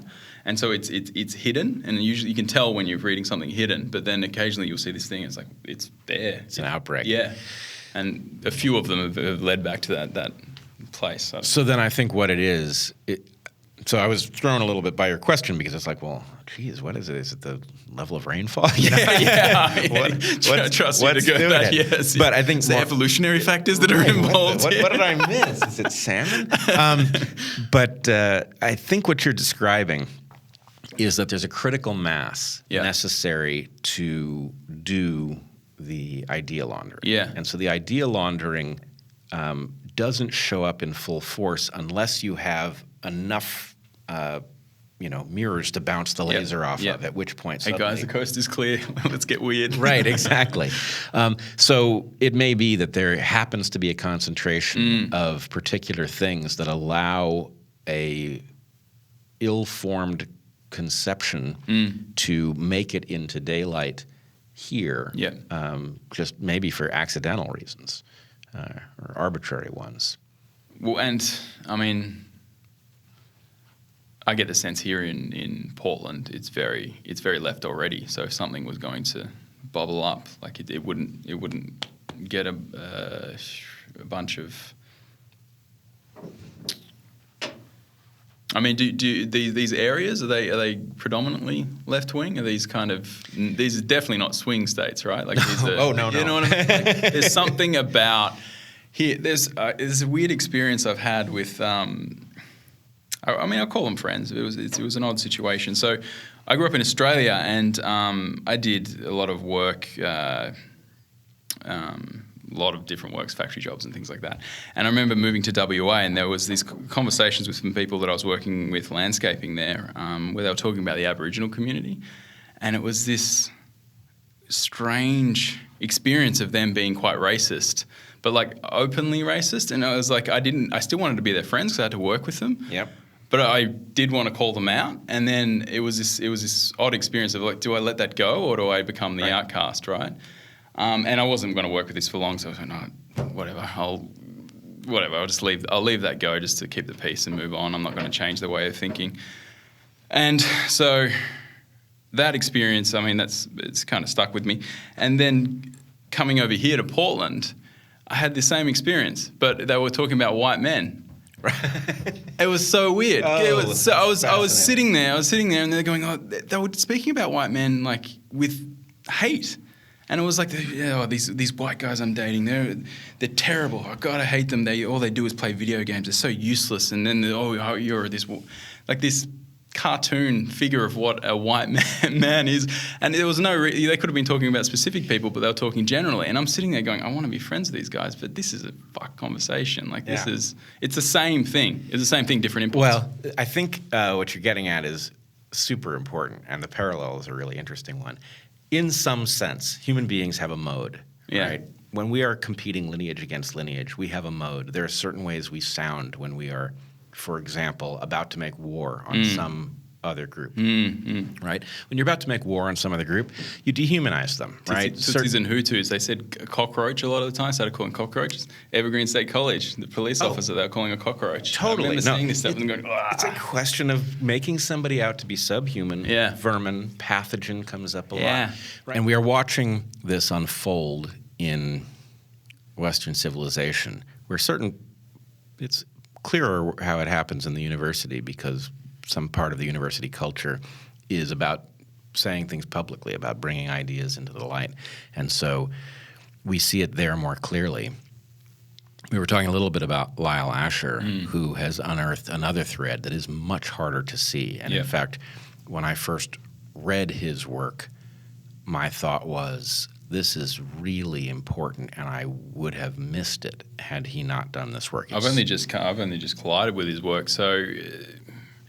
You want to say what he's done? Well, I just want to kind of map out what I'm doing now, because so I've been lucky enough to watch a book come together that's coming out within the next few months by Helen Pluckrose and James Lindsay. Mm-hmm. So Helen's 9-10 years deep into looking at this canon, I guess. Well, specifically the kind of scholarship, the social justice scholarship.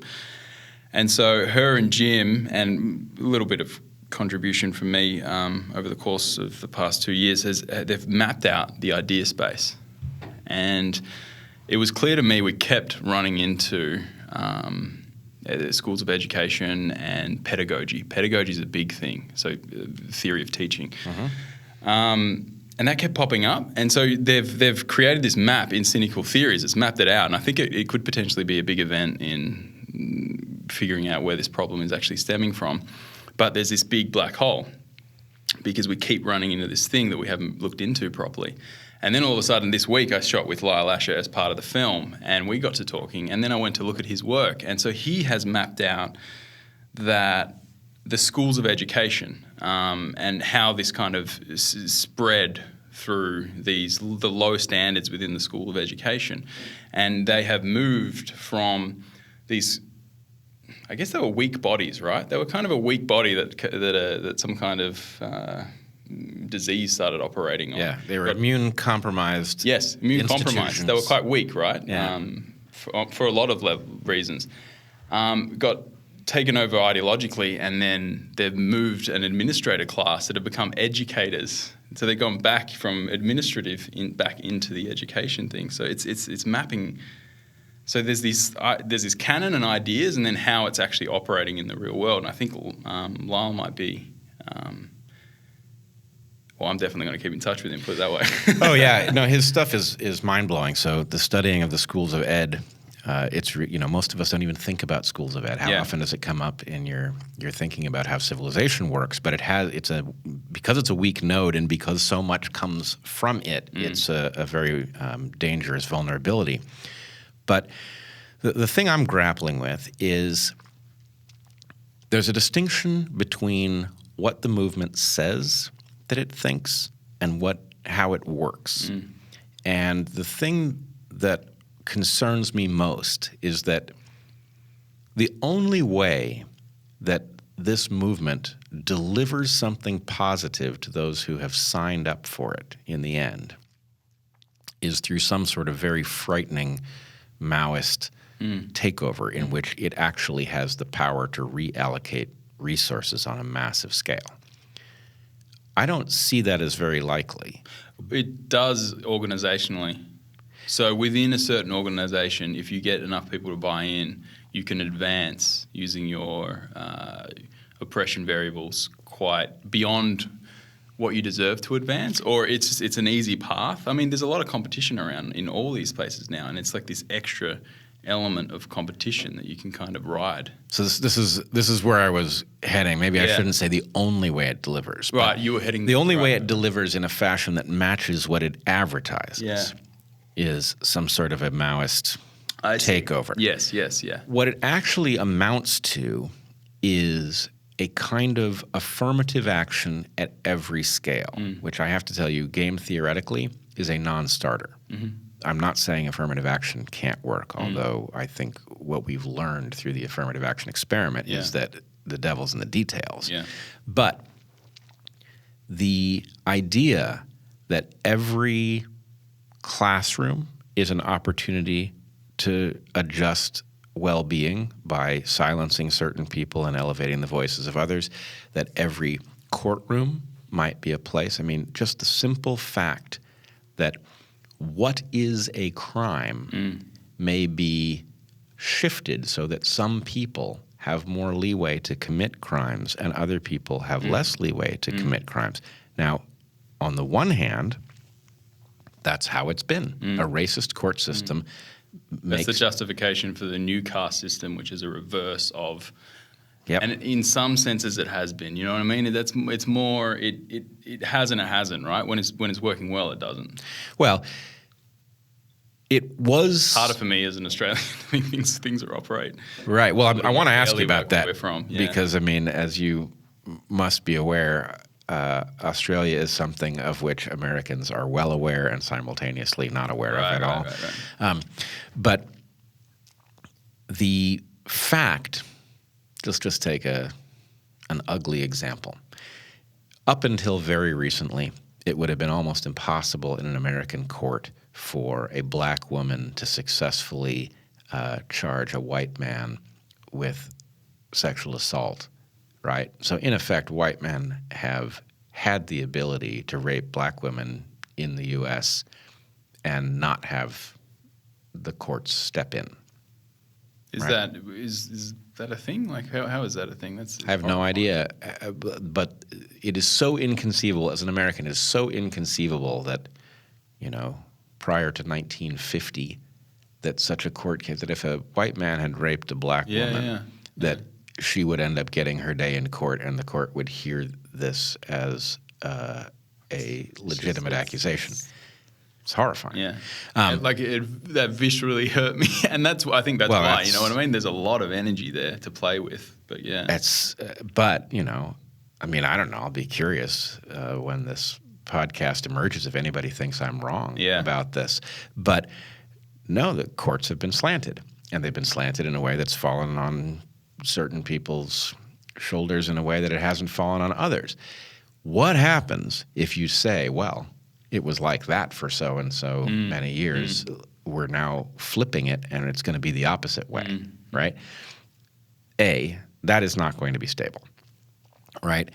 And that is not to say that what happened was in any way acceptable. It wasn't. Yeah. But you're talking about destroying civilization by naively turning the tables on a historical fact. And anyway, it is a lethal approach to solving this problem. Taking a classroom and allowing certain people to speak and other people not being able to speak is also, it's the same thing. But the weird thing is it's a difference between something happening subconsciously or, as a result of these forces that are underneath us. And also the system was aspiring not to be that. So if something was happening, it was happening implicitly through that. And then they do that explicitly. So that they're not just, they're explicitly changing the system to be racist. Explicitly. Explicitly. Right. As opposed to just something that the problems would occur, right? But they're not explicitly occurring. They've embraced racism as a solution. Yes. They've defined it out of existence. You've just defined critical race theory. Right. The whole game. That's what it is. And so for some of us, this is absolutely jarring because as much as I agree that there is more unfairness than the system acknowledges, more remaining unfairness. The idea of abandoning the pursuit of fairness in favor of some compensatory kind of racism it's obscene. It's obscene. Yeah. And it robs this of any legitimacy. So anyway, I don't know where we end up with it, but just the simple recognition that if you stop listening to what it says, and you look at what it actually pursues, that's what it's doing. It's taking. It's saying that when you look at the if you look carefully, when you look at the canon, you look carefully, you can see it, and it's really really hard. Like I've had even problems with talking to my sisters about this stuff because from the outside it looks like I'm getting drawn into the alt-right or something like that, and it's like, and they're like, I don't remember you being that guy. I'm like, I'm not that guy. You have to see what I can see. It's so ugly underneath the surface. You have to look past. It takes an education to bring someone up to speed. Luckily, I'm family with my sister, so I've got that ability to sit with them for a long time and tell them why I'm not a monster. But most people are. A few doors have closed back home in Australia as a result of me looking into this stuff. Well, that's the other thing, is that I think when people can't hear, when you or when I try to convey why it is that we are not where people expect us to be based on the values that we hold, we can't take their answers too seriously because the thing that the movement that we are talking about does so effectively is change the incentives of individuals so that it is easier to go along than it is to resist. You just drive the costs up to people who resist in any form so high that it takes very unusual people to choose to pay it. And what happens then is people will rationalize what they are doing. So if you're a coward, right? If you're a coward, then you don't want to find yourself having to explain to your family why you're not actually in the alt-right, right? So maybe it's easier to just embrace the platitudes and to do enough virtue signaling that you are no longer suspect.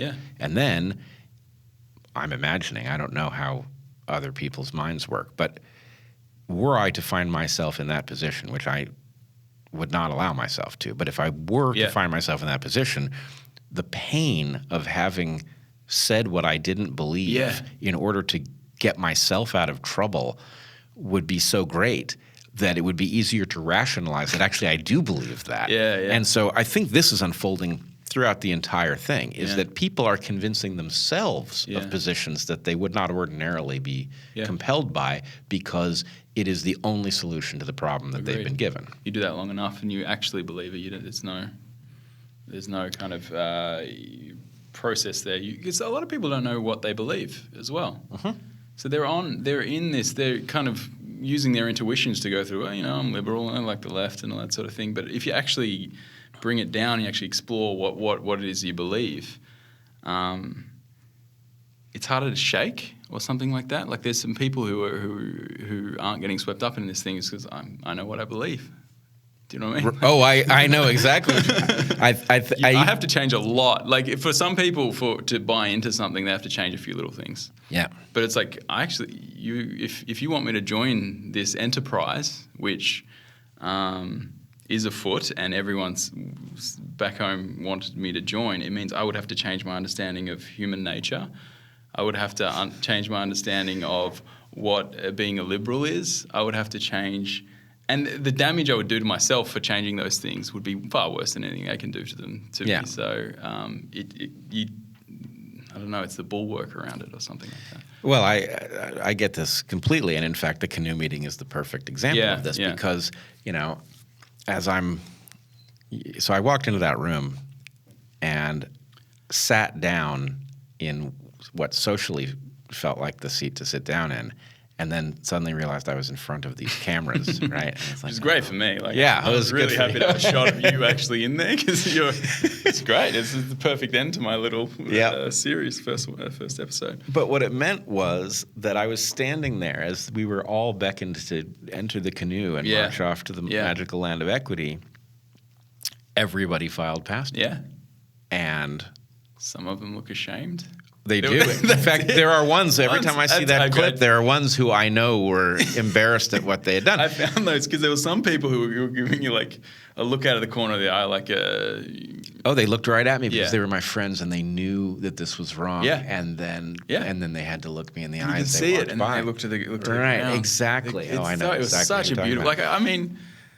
I'm also like I write, and I couldn't write that. Like if I wrote that, I'd be really proud of myself. That shot, that one shot. Oh right, no, I was like, it captured it. It actually happened. But the other thing, what it sort of captures, is that one option for me in that room, technically, was to board their canoe. Yeah. On the simple basis that equity is desirable and that yada yada yada.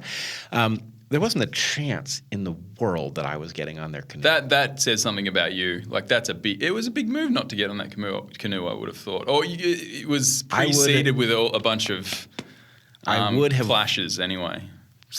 I would have walked on the tops of the seats to get out of that room, not to board their goddamn canoe. Yeah. And so, I mean, it's all in that room. Yeah. You've got people who don't really know what's going on. You've got people like the ones you described who walked by me with shame in their eyes because they knew that we both knew what was going on. Yeah. You got me who's like, if I've got to burrow out the wall, I'm not getting on your canoe. And you've got Benjamin behind a camera who's like, thank God I've got an excuse not to be seen not getting on this magic canoe to the land of equity. But the real question at some level is if we accept, and I think you do, that the movement says a bunch of things that don't add up. It's internally consistent, but they don't add up if you evaluate them from a grounded external perspective.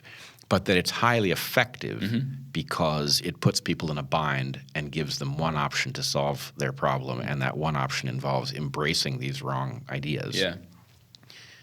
What we, who are not easily persuaded to join them, are doing wrong is we are not understanding that it is our obligation to figure out how to honorably counteract that strategy. And I mean, maybe you are. Maybe I'm speaking for myself, and maybe you are figuring it out. Maybe that's what your films are. I think just looking at it, like there's this weird draw into it, and I've been spending a long time. But there's, Douglas Murray said this as well. He's written his book that's taken the battle to the gates of the university, and I think that the cynical theories will take it right into the center. Yep. But he said himself, like, after you start looking at this stuff and you can't stop it, like you kind of get drawn into it because you're like, holy crap, it is completely different than the like iceberg tip Right. that we get shown. And I just think that I just go there and then be productive, create art, and I think that's the only solution I know. Well, Gets me in a lot of trouble though. so I don't know how to operationalize what I think I know about this. What I think I know is that there are always, I don't know if I'm even top tier in this, probably. Yeah. But in terms of resisting this kind of thinking, Yeah. I mean, maybe start somewhere else. My scientific work, my scientific approach absolutely requires me not to be persuaded by the fact that absolutely everybody disagrees with me. That's how you find new scientific stuff that matters. If you're persuaded by the fact that everybody disagrees with you, you cannot traverse new ground in science because everybody will disagree with you at the beginning, right? So my professional mode is born of that same instinct, which is, well, it's interesting that everybody disagrees with me, but maybe that's even a sign that what I'm onto is important. Well, right? I think I've had similar training in the art world. I think that I don't know how to explain my ideas. And every time I have, everyone goes, that's a stupid idea. Like the industry doesn't want to look after it or whatever. And then all of a sudden I went, well, you know what, screw you guys. I'm going to learn how to use a camera. I'm going to edit it. And I do it. And then all this awesome, and then the audience gets it and they go, this is amazing. And it's like, so it's a similar thing. It's like I've kicked in the dick constantly with the middlemen between what I want. And then, so yeah, it's a similar training, right? Like you're not going to produce that thing if you listen to everyone. That's interesting. I've heard Casey Neistat say something very similar about why he chose the path that he did. Interesting, yeah. Right, and his point is, look, the barriers to bringing out your own vision have never been lower. Yeah. Right? Exactly. And the industry is nuts and, anyway. Yeah, the internet is both the reason why this thing spread, but it's also going to be the thing that kills it. Yeah. Because it's too easy to talk. So I mean, you're talking about solutions, right? Yep. My solution is very much just. I think it'll do its own work if you can show people what it actually is. There's a faith in that. Maybe I could be. No. I think it's part of it. Yeah, right. But I think there's another part of it. All right. So what I was talking about. Where you going with this? They need to see what it is. They need to have the ability to see what it is. Yeah. Everybody needs... You need to draw lines around it so they can differentiate it from the civil rights movement and the intuitions that they have that are correct. So I think maybe three things are necessary here, believe it or not. One is, the screen, which we were decrying at the beginning of this conversation, is the key to something else. Yeah. You need to see the canoe meeting on a screen without somebody sitting there with you, judging you. Yeah. Right? You need to be able to just see it and understand, whoa, that's a little weird, right? Two, you need examples of people who show you that you can resist this, right? I resisted. People swore I was a conservative. I swore I wasn't. And you know what? A couple of years later, people have stopped telling me I'm a conservative. Yeah. They've gotten it. So the point is, do you have to join the conservatives in order to reject this stuff? No. And in fact, there's a way of just saying, sorry, that's not where I'm friendly with conservatives, but I haven't joined them because I still think we have problems that need to be addressed. Yeah. Yada, yada, yada. But anyway, Helen is by the way, Helen Pluckrose. If anyone's interested in Rosetta Stone to be left-wing in this current climate. Oh, totally. She's it. Oh, she's marvelous in so many different ways. Yeah. But the so you need examples of what it would look like to stand your philosophical ground in the face of this. You need the ability to see what it looks like if you don't. Yeah. Right? Who are you going to be in that room? Are you going to be the people cheering the canoe? Are you going to be the embarrassed people, participating because they don't know what else to do? And mind you, I should say in the defense of the people who walked by me in that room, it's not a fair comparison because I was a tenured professor. Yeah. They were staff. I totally understand why you would jump on. Yeah. I don't even know if I wouldn't just jump on the canoe just to not... Do you know what I mean? And hit it in other ways or something like that. I am like you in that I want to stand against these things, but I mean, it makes sense to just jump on the back of a stupid canoe. Well, it's certainly better than losing your job. Yeah. And they hadn't had the information that you had as well, right? No, they had. But, I mean, again, they were staff. They were vulnerable in a way that I actually turned out to be vulnerable, but I was a lot less vulnerable as tenured faculty. But in any case, in 2019, I don't think Mike Nayna jumps on that canoe because he has seen the canoe meeting. I would love. Right. You'd pull out your camera, sure. But okay, so let's say that there are three things going on here. There's the ability to, with nobody pressuring you in the room, evaluate what this stuff actually just objectively looks like on your screen. That's one thing. There are examples of what you can do other than hop on the canoe. And then there's the sort of IDW discussion layer, which is, as you pointed out earlier in this conversation, there is a large population that are sort of interested in this discussion, just as there's a large population looking for a movement to solve the difficult problems of existence. There's also a large number of people looking for a discussion that doesn't have this mind-numbing characteristic, which is why the IDW layer did so well, is that lots of people were feeling backed against the wall, and then suddenly there were talking heads who didn't frankly agree with each other on, politics, but did agree with each other on the fact that A, this movement was a problem, and that B, we needed to be generous with each other and talk. There's a hole in the market as well. It's like Quillette exploded because there's all this stuff that the mainstream media and arts and entertainment weren't touching, and people want those things. So it's like there's this big market force behind it as well. That's why it exploded. They do. It seems so obvious now after it's happened. You know what I mean? Yeah, obvious in retrospect. As everything in evolution is, and so much else.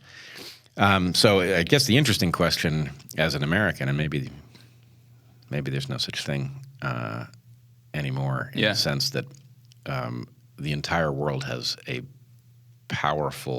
great deal at stake in an American election. Yeah. And so anyway, some of us are privileged enough to have a vote in those elections. Yeah. But the question now is, given our electoral situation, does that layer that has bucked the trend actually survive to the finals? And so, Tulsi Gabbard and Andrew Yang look very different to me than the rest of the field. They even look different than Bernie Sanders, who is the guy I supported all the way to the end in the last presidential election. But okay, so let's figure out how to bring in a couple of threads here before we wrap this up. What you got? One, I want to talk to you about how things look different to an Australian. Two, I want to talk to you about race and your own background and how you see race generally, how you see race unfolding in America. Yeah. So let's start there. I'm scared to talk about race in America because it's a different thing. But tell me that. Where do you want me to start? I want you to start right there. So Americans in general don't know that much about how the American context is different because the American context is so dominant in so many spheres. It's sort of even the in water the we swim in. The weird thing is Australians are looking at it through your lens inside our scholarship. So there's this weird crossover. We had a Black Lives Matter parade at home, and it's like there's issues between the police and Aboriginal communities. So there is it, but it's not the same thing. Like we have videos go viral because police don't shoot. It's like there's a guy with a knife, and then all the Americans are sharing, going, "Why the hell hasn't this guy shot?" It's just we don't have the same problems as you guys. So my personal experience with race, I'm mixed race. So my dad's Mauritian, African island. My mum's Dutch, blonde hair, blue eyes. So they're very, very different. So race was nothing to inside my household. Yeah. And like absolutely nothing. Like you can't even see it. It's like different power dynamics, and nothing has anything to do with race. And then for race to become something, I had to leave the home. And so it was this weird experience of race being something very sensitive and touchy, and it's just, I don't actually have the inputs to give a shit about that kind of stuff. I remember in primary school someone said something racist to me, and the room went, ooh. And in my mind I was like, oh, do you know what this means? I can do whatever I want with this guy and I win. Yeah. I can punch him and the teacher won't even get angry at me. And so I did. But yeah, so it's always been a bit of a tool, it seems to me, because I've never actually felt it. And I've experienced, I think Australia's really good.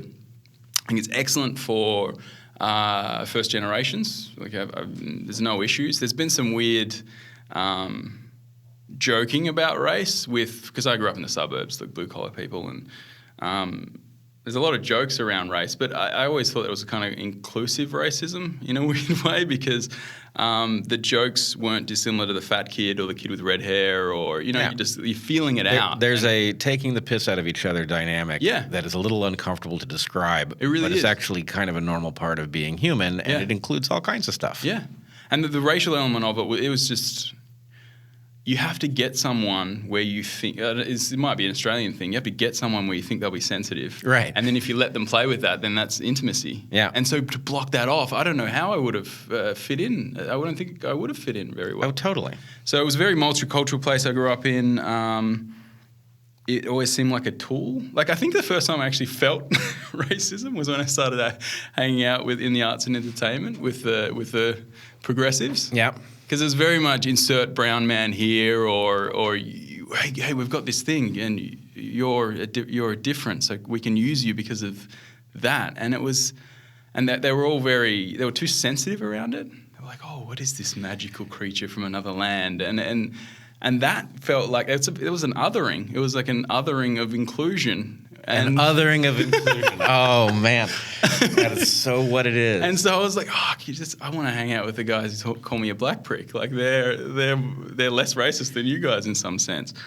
And so, yeah, it's been a strange journey around the race stuff for me, because I don't feel it. But also I put my foot in things. Like I know that the history here is a lot more sensitive than I think it is back home. Yeah. I definitely don't want to step on the problems within the Aboriginal communities and what my country did to the first people.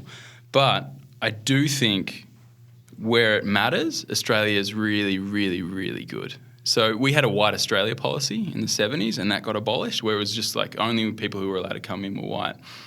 So that's an explicit racism, right? Yeah. They abolished that, and then they wanted... So that was like symbolic. We don't want to be racist anymore. And so they did that.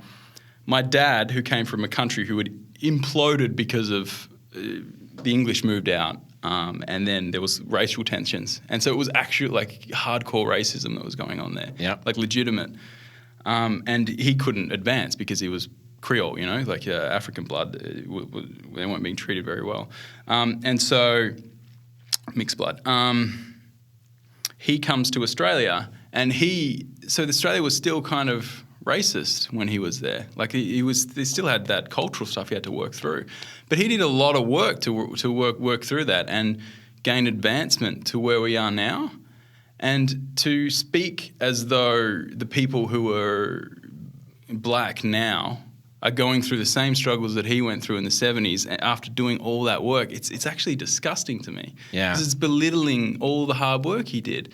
Australia said, we don't want to be racist.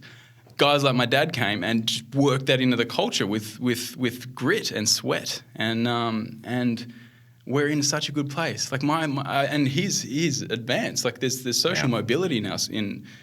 He was living in a bed with his disabled brother when he moved here. Fast forward, it's quite a few, 50, 60 years. And he's managed through the course of my life even. We were poor when we started. And now he's a wealthy man. And it is... So... to zero that out in order to reinvigorate... People are trying to convince me that this is a horrible place and racism is everywhere. Yeah, it is, but not... It's not like that. We have made progress. Yes, a lot. Yeah, and you're talking about Australia. I think in general in the West, we have made a great deal of progress. Yeah. We're so against racism, in fact, that if someone is filmed saying a racist comment, their life is ruined. Yeah. And it's like, why? That's what's happening. Progress. That's huge. Their life is actually ruined. Yeah. So it's huge progress. Yeah. To pretend we're living in the 50s and there's all this kind of, oh, poor me and my blackness, and fuck off. Like, it's not the state of the world. So there are 2 points I want to pick up from that. One of them has to do with something that you and I have talked about, which is that, I can't say for sure. Most of our minds are not accessible to the conscious part. But I don't feel like I wake up a white guy. Yeah. I know that I'm a white guy. It has impacts. But it's not the way I approach my own life. It's not the way I approach other people. And there's a kind of camaraderie. Every time I meet somebody who can say the same thing about their origin, there's a kind of meeting. And I want it defined so that people can join it voluntarily, right? It's sort of like human first. Yeah. Right? I am a white guy. You're redefining universalism, which is something that we had 20 years ago. We had it. Well, and I think the thing is, it's always, it has, since the civil rights movement in this country, it has been the proper aspiration. That's it. That's the one. If we can find a way to tell people that the critical race theorists are operating in the same sphere as the white nationalists, they're the same people, they just think that the rewards should go in the same way. Two different teams. Yeah, exactly. If we can let people understand that, then they currently occupy some moral high ground.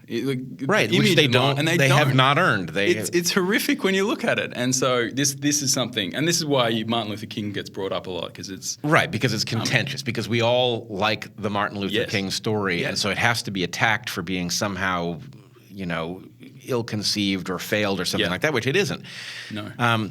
So the thing that, you sometimes hear religious people talking about their faith. Yeah.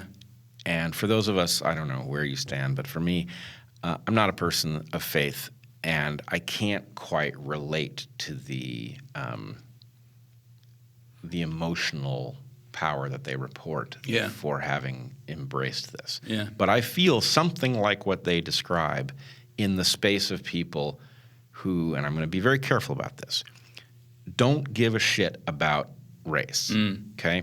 Don't give a shit about race does not mean that you don't see it. Yeah. Colorblind is something the civilization has to be. Yes. It has to be. It doesn't mean that it can't see that you have a racial background and doesn't care about it to the extent it's important. It means that when you come into a court, your race can't matter. Yeah. When you walk into a classroom, your race cannot matter. Can it come up at some point if it's relevant to a discussion? Yes, but your teacher can't see you that way. Yeah. So the thing that I want to convey about it is that I think it is true that people who have made this step to human first experience a huge leap in the quality of their life. That this is like a raise you can give yourself. That at the point that you abandon suspicions of people based on their race, it is a huge weight off your shoulders. And walking down the street is a better experience. I think this is a scary thing. Like, I've been talking to a lot of white men, those evil white men, and a lot of them are reporting these strange things. Like, I see an experience with a black person then having to think how to calculate too much. Yeah. And it's so horrible to me, because that's like racism that's kind of reforming out of this thing it's like this re-emergence of race. It's like, just don't think about it. It's all right. I totally agree with this. It's the breakdown of something that wasn't perfect, but was definitely working. It wasn't perfect, but it was perfect. Well, here's my favorite example of this. The N-word. Yeah. For decades in this country, we had an agreement, largely unspoken, but an agreement. White people didn't use the N-word. Black people were free to. I think that was the right arrangement. It is not the right arrangement at the point that it can be prosecuted especially if it is prosecuted by the simple fact of having uttered the syllables. Not even no intent behind it. Right. There are lots of reasons to use the N-word if you're a white person. Yeah. Let's suppose you're, in a production of Huck Finn. Yeah. Right? Yeah. You might have to say it. Yeah. Right? Suppose you're referring to, we're now in a problem where hip-hop invokes analogs of the N-word and sometimes the N-word itself, and white people aren't apparently allowed to sing it. And then there's the other one. Someone recently was using this AI thing they built to do a discourse analysis, and they were actually trying to map who was actually racist in the alt-right area, and by mapping a lot of the output. And so obviously the N-word's going to be a big indicator there, but they weren't allowed to present their findings. Yeah. So go the N-word, no. What the hell? You're actually it's actually doing some serious work. You're doing scholarly work. You might have to say it. So anyway, we had a gentleman's agreement to compromise the term, but we had a gentleman's agreement that worked. Yeah. I don't remember people in my circle ever violating it in earnest, right? But it had to be predicated on the discretion that actually, yes, this white person did use the N-word, but they did not do it with intent. Therefore, so can I bring that back to the theology? Sure. So what they're doing there, so Durkheimian view of religion is religions have something sacred, and that's not to be touched, right? Yep.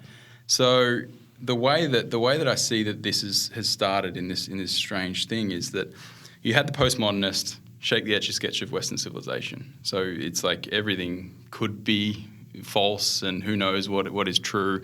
All it is about power and so on and so forth. But it's very destructive. Like they're just playing and ripping things apart and making people question why they believe these giant narratives. Then all of a sudden you get Kimberly Crenshaw, who has really, she said what we need to do is we need to map postmodern techniques onto political action. And in that, she talks about, well, what do you keep? How do you do that? Because it's this kind of abstract thing. You were currently living in the void. The etch a sketch is a blank page, and she said we do that by keeping oppression based on race. So she actually did the Descartes thing. I'm oppressed, therefore I am. That's all that there is. That's all that there is. Yeah. She said that oppression is the thing we can keep, and we can build everything else around oppression. So that's the sacred thing, and that's so it's oppression. It's victimhood, and that's where victimhood culture comes from. There's this 30 years of scholarship on top of this one thing, where oppression based on identity is the only thing that's real. And if you speak to these people, you'll find that that's the only thing that they hold sacred and they keep steady. That's fascinating. Yeah. So I will just say to my audience that I think what you have just unleashed here is a absolutely key insight, and it has to do with the meaning of what sacred is, and that if you misapply the normal stuff that goes along with the sacred and you apply it to oppression, then you create a situation where as you approach the asymptote of a world in which people are judged on the content of their character rather than the color of their skin, you have to work backwards because you can't bear for the thing at the core to evaporate. Yeah. And that explains what Douglas Murray has pointed out about the tendency of these movements that fight oppression to keep going even after they've gotten to the station. Yeah. So anyway, that's a key piece of information. It's a whole nother podcast. It's a whole nother podcast. Well, it's a film. Yeah. Hopefully it will be. Series of films, I think. So let me go back and clean up one thing. All right. Civilization has to aim towards colorblindness. Individuals have to, I won't say have to, but I think they would be wise. Every single individual would be wise to check in with the idea of being human first and shedding all of the cost that they pay out of whatever bigotries and suspicions they might harbor. But this does not mean that anybody's ethnicity or background can be or should be erased. And I wanted to tell a little story in light of what you were saying about people joking about race and the fat kid and all that. I'm going to shield the identities here because I think I have to. And what? Yeah, that's not really why. And in fact, I think everybody involved in the story would be cool with it, but I just am not so sure that I'm ready to take the risk on their behalf. All right, interesting. Okay, go. Somebody well-known, very well-known. Oh, that's the reason. Okay. In the IDW sphere, invited Heather and me to a dinner party, an intimate dinner party at this person's house. And there were guests there that she clearly had carefully chosen who would be a good person to be at the dinner. And a woman at the party told a joke at the dinner table. And the joke was, do you know what the definition of anti-Semitism is? And I said, no, I don't. She says, it's hating Jews more than is necessary, right? And I must say that joke could be taken very negatively. Yeah. But the context of that joke, it was delivered in full knowledge of what table she was at, who she was talking to, and it felt very welcoming that this joke actually... It's a horrible joke, but... It's not a horrible joke. The point was there's some natural tension around Jews, right? Yeah. And that's released, right? And it's released. The point is this joke was an embrace, and it was complex. Yeah. It's hard to even report it, so it doesn't cause people to say, oh, well... I did it. Right? Right. But the point is... But the feelings in the room and the she intent knew what and joke the she was telling, and she knew how the room was going to hear it. I am that comfortable with you. Right, exactly. I am that comfortable. I'm that comfortable. Exactly. It's like a and so, anyway, hug. you can't write the rule. No. I challenge you to write the rule that explains why that joke is okay. Yeah. Right? That joke is okay because of something really deep inside that understands how it will be heard on the other side, right?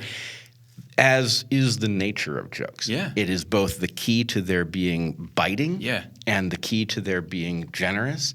And so you can't write the rule. It's unwritable. Yeah. Right? So in a world where things as important as jokes have to abide by rules that cannot possibly be written, we have to be generous, right? I saw Trevor Noah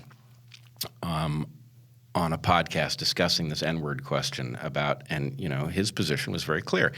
White people do not get to sing the N-word when it's in a song, a hip-hop song. Yeah. Everybody has the ability to edit. You don't have an excuse. Now, my feeling is we had an agreement. Yeah. Agreement's now broken down because you're now entering things into our common culture that require – you can't enter things into our common culture that we don't all have the right to equally participate in. I don't have any need to say the N-word. Yeah.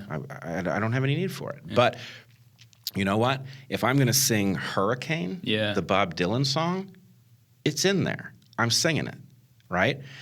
Now, in that case, Bob Dylan is white. Does that give me, you can't write the goddamn rule. The calculations that are going on here around something that we're all adults. Like you can tell, when it's happening out of when it's being said in earnest. Yes, unless you're looking for discourses, right? Right, unless you're looking for power, in which case you can use a gray area case and but it's discourses. It's not humans don't matter. Yeah, they call them bodies. They don't matter. Well, and they, in some sense, what I'm talking about with respect to Lineage reflects this truth, which is that we are simultaneously individuals and participants in something very real, biological, and larger, just the same way your cells are actual cells that actually have to function, but they're also part of something larger. So, these discourses, as it were, have a functional implication, and the hazard of them is spectacular. Well, you have any final thoughts you want to introduce here? No, I think we covered a lot. We did cover a lot. Chat. All right. Well, this was excellent, Mike. Really appreciate you doing it. Where should people look for you? Mike Nayna, Twitter, YouTube, preferably YouTube. YouTube has got it's got the series we were talking about and some other work that I'm just uploading as I work on a feature-length film. So I'm just putting off cuts and other bits and pieces on YouTube. Mike Nayna's YouTube channel. Yep. Among other things, you can find pieces of the Grievance Studies work. Mm-hmm. You haven't completed the larger thing yet, but there are very interesting pieces there. You can find the Evergreen, 3-part Evergreen documentary. If canoe meeting is a head-scratcher for you, you might want to you might want check into that. Want to splice some of it in. You're on Twitter. Yep. Your handle is? Mike Nayna. Mike Nayna. Nayna. Nayna. All right. Cool. And for my part, you can sign up for my YouTube channel if you haven't subscribed yet. That's always helpful if you do it. You can find me on Twitter at Bret Weinstein. You can find me on Patreon. And I certainly appreciate you all tuning in.